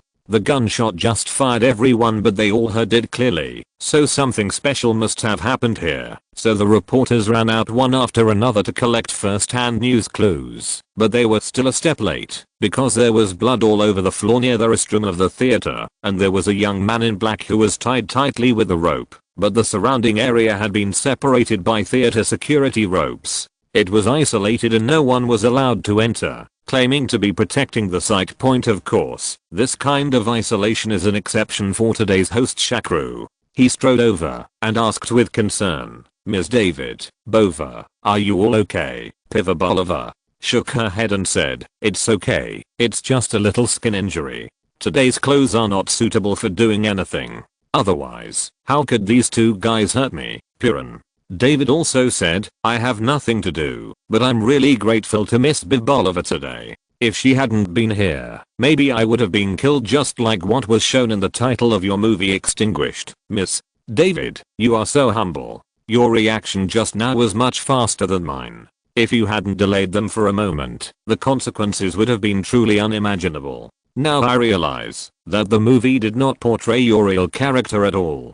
She also showed her talents. Vibalova praised. Shakru quickly changed the subject. Okay, you two should stop complimenting each other, or should you tell me what happened just now?" Pivabalova coughed lightly and then said slowly, "Boss, the thing is like this. I just followed your instructions to protect Ms. David. When she was touching up her makeup in the bathroom, I stood outside, responsible for guarding. Just about 3 minutes after Ms. David entered, 2 men in black rushed out of the men's restroom next to them and rushed directly into the women's restroom. Unfortunately, I didn't react immediately. I didn't realize something was going on inside until Ms. David screamed." Puran Devi shook his head and said, "I don't blame you for this. In peaceful New Delhi, and in the century-old Satyam cinema, who would have thought that an assassination would happen? I just watched the plot in the movie and added, I have had the experience of facing the test of life and death every day for 10 years, and then I felt that these two guys came with bad intentions, so I got into the partition room. Fortunately, their marksmanship was bad enough, and Miss Bova rushed in. It must be done in time, otherwise my life will really be lost." Pivabalova continued, "When I rushed in after hearing the sound, I found 2 men in black shooting at the partition, so I shot and killed one, and then with the cooperation of Ms. David, they shot the other person, also took control, and by this time, the theater security had arrived." After listening to their conversation, Shakru couldn't help but sigh inwardly. It seemed that Chopra, the former assistant of Pirandevi, was right. Someone was really carrying out assassination activities against Pirandevi recently. He was concerned about this incident. This was too careless. If I had known earlier, I should have stayed away from this Pramdeval. Otherwise, if the murderer had taken action in the viewing room, I would have been unlucky. Just when Shakru was thinking wildly, a middle-aged man in a high-end suit and sweating profusely walked over quickly, held Shakru's hand tightly and said excitedly, "Mr. Pandit, what a wonderful day today. It's all thanks to you. Otherwise, if these two gangsters succeeded, the impact on the reputation of our theater would be really great. Oh, by the way, I forgot to introduce myself. I'm Satire Carol, the manager of the cinema." Shakru said with a smile, "Ms. David is the guest I invited today, and it is my responsibility to protect her safety. If you, Manager Carol, really want to thank me, then help maintain order on the scene for a while. I'm going to hold a press conference. Although it was originally meant to be a premiere conference for the movie, but something like this has happened. It is foreseeable that the scene will be chaotic for a while, so I would like to ask you to help maintain it." Carol happily agreed. "This is originally the responsibility of our theater. It cannot be regarded as a thank you. So, I will waive the cost of your press conference today." After a while, the press conference officially began. First, the theater manager Carol roughly explained the general process of what had just happened. Then, at the beginning of the free question session, a reporter couldn't wait to stand up and ask Plan David, "Senator David, do you know who the assassin who just targeted you was?" To everyone's surprise, Plan David actually nodded and replied, "I know. P.S. I had something to do this week, so the update was a little slow. I owe you 2 chapters of Sanjiyang extra update and the second update on Wednesday."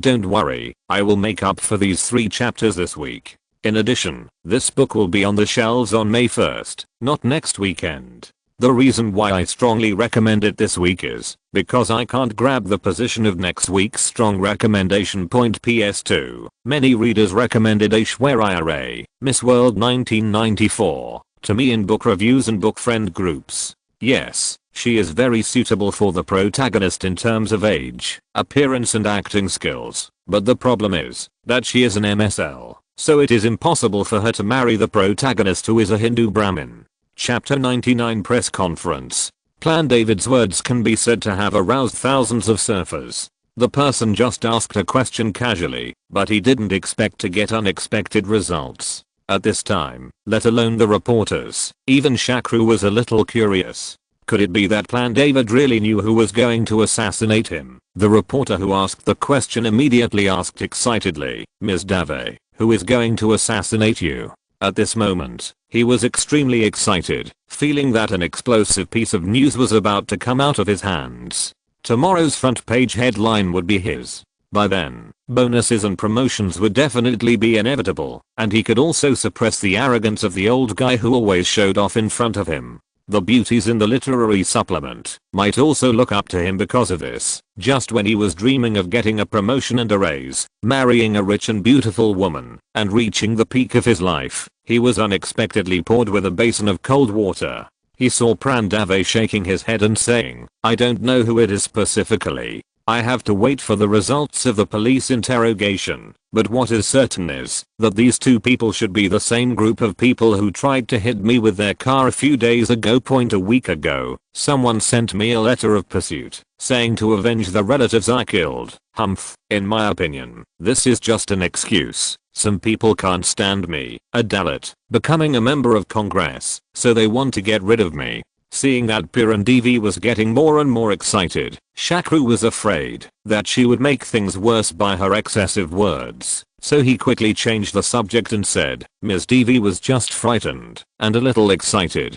She needs time to calm down. Let's talk about the movie Bandit Queen now. After all, this is the premiere of the movie. In fact, these reporters did not dare to ask any more questions, because political issues are not like entertainment gossip. They can let them talk nonsense. Once there is a mistake in political speech, it is not just the reporter himself who is unlucky, but the entire newspaper will be implicated. So after seeing Shakru change the subject, the reporters also began to turn the interview object to him. Mr. Pandit, the subject of this film is so sensitive and alternative. Did you consider the possibility of being restricted from broadcasting before you invested in it? India is a democratic country and all legitimate speech is free, so I never thought about being restricted from broadcasting. Facts have also proved that the review process was very smooth and it passed the review in just 3 days. So I would like to advise all my colleagues here that you don't have to worry about anything when you invest in films in the future.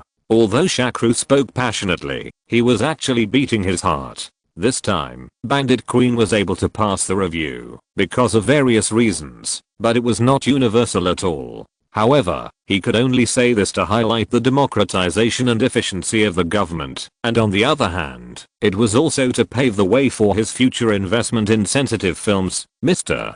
Pandit, our current mainstream films are mainly musicals and romances, while documentary films like Bandit Queen are not popular in the market. Have you considered the box office issue in advance? In addition, how many languages do you plan to use for production? Perhaps the deepest impression of Indian movies is the ubiquitous singing and dancing.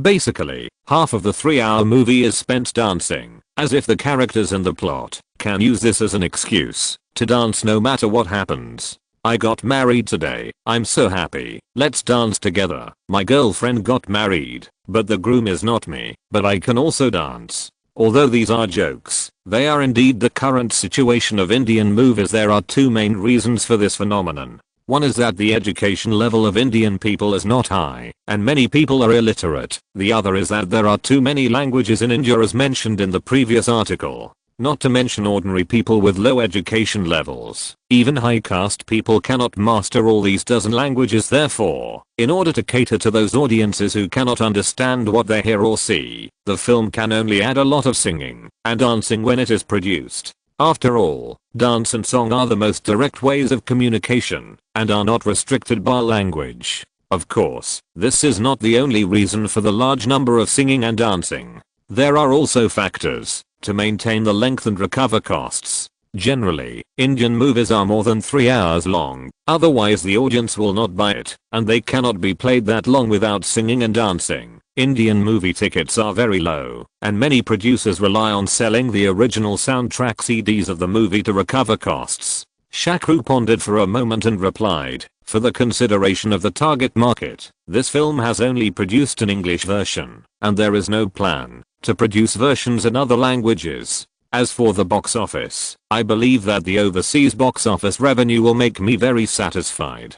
Mr. Pandit, is your investment in the film this time just for the occasion, or do you plan to formally set up a company and enter the film industry in the future? The reporter who asked this question was arranged by Shakru in advance, specifically to ask some questions he wanted to answer and guide the direction of public opinion. This is an extremely common phenomenon in various press conferences in the previous life. Even some press conferences have all reporters arranged by the organizer, because he had been prepared for this. Shakru cleared his throat and said with great momentum, "This Bandit Queen is the first work of our Polaris Film Company, and our second work is also in the script writing period. It is expected to be officially launched in the middle of next year. The purpose of my founding Polaris is to enrich the types of Indian films, no longer sticking to the limited types of musicals, romances, and gangster films. At the same time, in terms of shooting techniques, while retaining the tradition of Indian films, we actively absorb the essence of European and American films, and strive to promote Indian films to Asia and the world." Then, is the theme of your next film still the caste system? Another reporter asked. Although Bandit Queen essentially reflects the caste issue, he would never admit it, so he waved his hand and said, "Absolutely not. The next movie will focus on the people from the lowest level of Indian people to the highest level, but the specific content is still confidential. In addition, I must correct you that this Bandit Queen is not a caste theme, but an experimental film of documentary nature." Chapter 100 Nomination. The Bandit Queen's skills are still as good as before, and she can capture the assassin with all her might. A surprise assassination case occurred in a century-old movie theater. Is the shocking assassination a conspiracy or a coincidence? An assassination occurred on the day Bandit Queen was released. The method and process are surprisingly similar to the movie. The next day, the front pages of all major newspapers and media were filled with the movie theater assassination case. Various speculations, analyses and various comments appeared one after another. The headlines of various reports were more bizarre than the last, which made Shakru secretly lamented that it turns out that headline making is not limited to China. But he didn't have any objections to this, because through these reports, the movie Bandit Queen has become completely popular. Regardless of whether you have seen it or not, at least everyone knows about this movie. Originally, with the help of the mastermind behind the scenes, this movie had already opened up all the theaters. Now with the help of this incident, the attendance rate of Bandit Queen was astonishingly high. Even after statistics, Shakru was shocked to find that he seemed to be able to recoup the cost just through the domestic box office, which was definitely an unexpected surprise for him. Another unexpected surprise is that with the strong momentum of this storm, Bandit Queen also passed the review in the United States. In fact, it is not that overseas markets have rejected Indian films in recent years, but that Indian films have actively rejected overseas markets. Overly Indian performances and unrealistic plots have made everyone have little expectations for Indian films, and Bandit Queen it's different. Not only is it based on real events, but it also dares to boldly disclose the real living conditions of the lower class in India. Especially this assassination incident has aroused great interest among American audiences. After it was released, the response was excellent. What was even more unexpected was that Murthy from Infosys, whom he had no hope for, actually brought him a big surprise. That day, Shakru received a long-distance call from Murthy. "Boss, do you know about Italy's David Award?" In his previous life, Shakru would definitely not have known what the David Award was, but in this life he was planning to join the film industry, so naturally he had to learn more about various international awards. This Italian David Award, also known as the Italian Academy Awards, it is the highest level annual awards ceremony in the Italian film industry. It is hosted by the Italian Film Academy. Its purpose is to recognize outstanding Italian films and outstanding overseas films every year. Its trophy is inspired by the sculptor David di Donatello's famous sculpture David. The only thing Shakru didn't understand was why Murthy asked himself this question. David Award. I know, it's called Italy's Oscar. Why did you suddenly think of asking me this, boss? Someone who claimed to be a judge of the David Award in Italy contacted me yesterday and asked me if I would be willing to send Bandit Queen to participate in the selection. To be cautious, I asked about it and found out that this is a movie that has been around for decades. It's a long-established award in history, so I'm asking you if you want to participate. Although the David Award is not as valuable as the Venice, Cannes, and Berlin film festivals, and it cannot be compared with the Oscars, it is still an established film award in Europe, and my film company has just started and has only one film. So there is no need to be picky at this time. So Shakru replied very excitedly, "Of course I'm going to participate, but do you know the person who is looking for you?" "I don't know him, but the person responsible for the introduction is an old client of mine. He has always had good credit, and we are only issuing a copy, so we won't lose much." Murthy replied nonchalantly. Shakru thought for a moment and felt that what he said was right. "Well, that's true. Then you can just sign up to participate." Although he signed up to participate in this Italian film festival, to be honest, Shakru didn't have much hope for this event. However, half a month later, another surprise came to him. That day, Rajkumar ran to Shakru's office with excitement on his face and shouted excitedly, boss, we have been nominated. We have been nominated." Shakru asked with a confused look on his face. "What kind of nomination? Tell me everything. Tell me clearly." Rajkumar managed to calm down his excitement and said, "Boss, I just received a fax saying that our Bandit Queen has been shortlisted for the best foreign language film at the David Award at this Italian film festival. Notification. Let's rush to Rome before next Sunday to participate in the final selection. Boss, do you think we can go?" There is a reason why Rajkumar is so excited, because this is his first film. As a result, it is not only a box office hit, but also has the opportunity to be shortlisted for international awards. This makes him such a new photographer who was a photographer more than half a year ago. No matter how excited director Jin was, at this time he was once again secretly congratulating himself on his wise decision.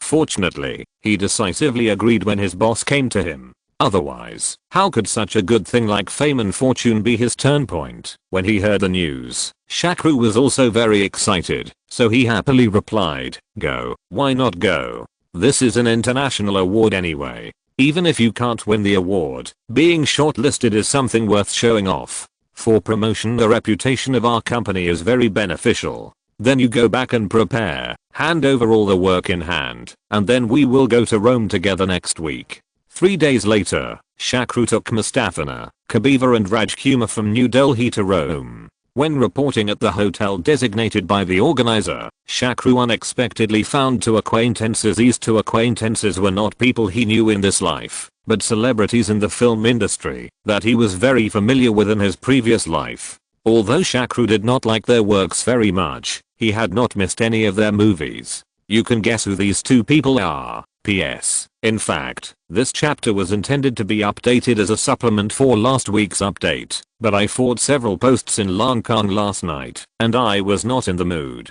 to write. It is said that there are still many readers who can't tell the difference between genuine and pirated versions, thinking that Dingdian, Zushishenki, and Bixia literature are genuine.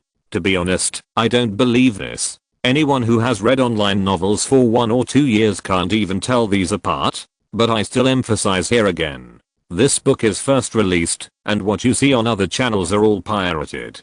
I hope everyone can distinguish clearly and don't subscribe or award on pirated websites, which can only make relatives sad and enemies happy. End of this chapter. Thank you very much for reaching the end. Don't forget to like. Looking for more exclusive content and immediate access? Subscribe to our Patreon. Remember, every like, subscription, or donation encourages us to continue. Thanks to everyone. See you in the next video.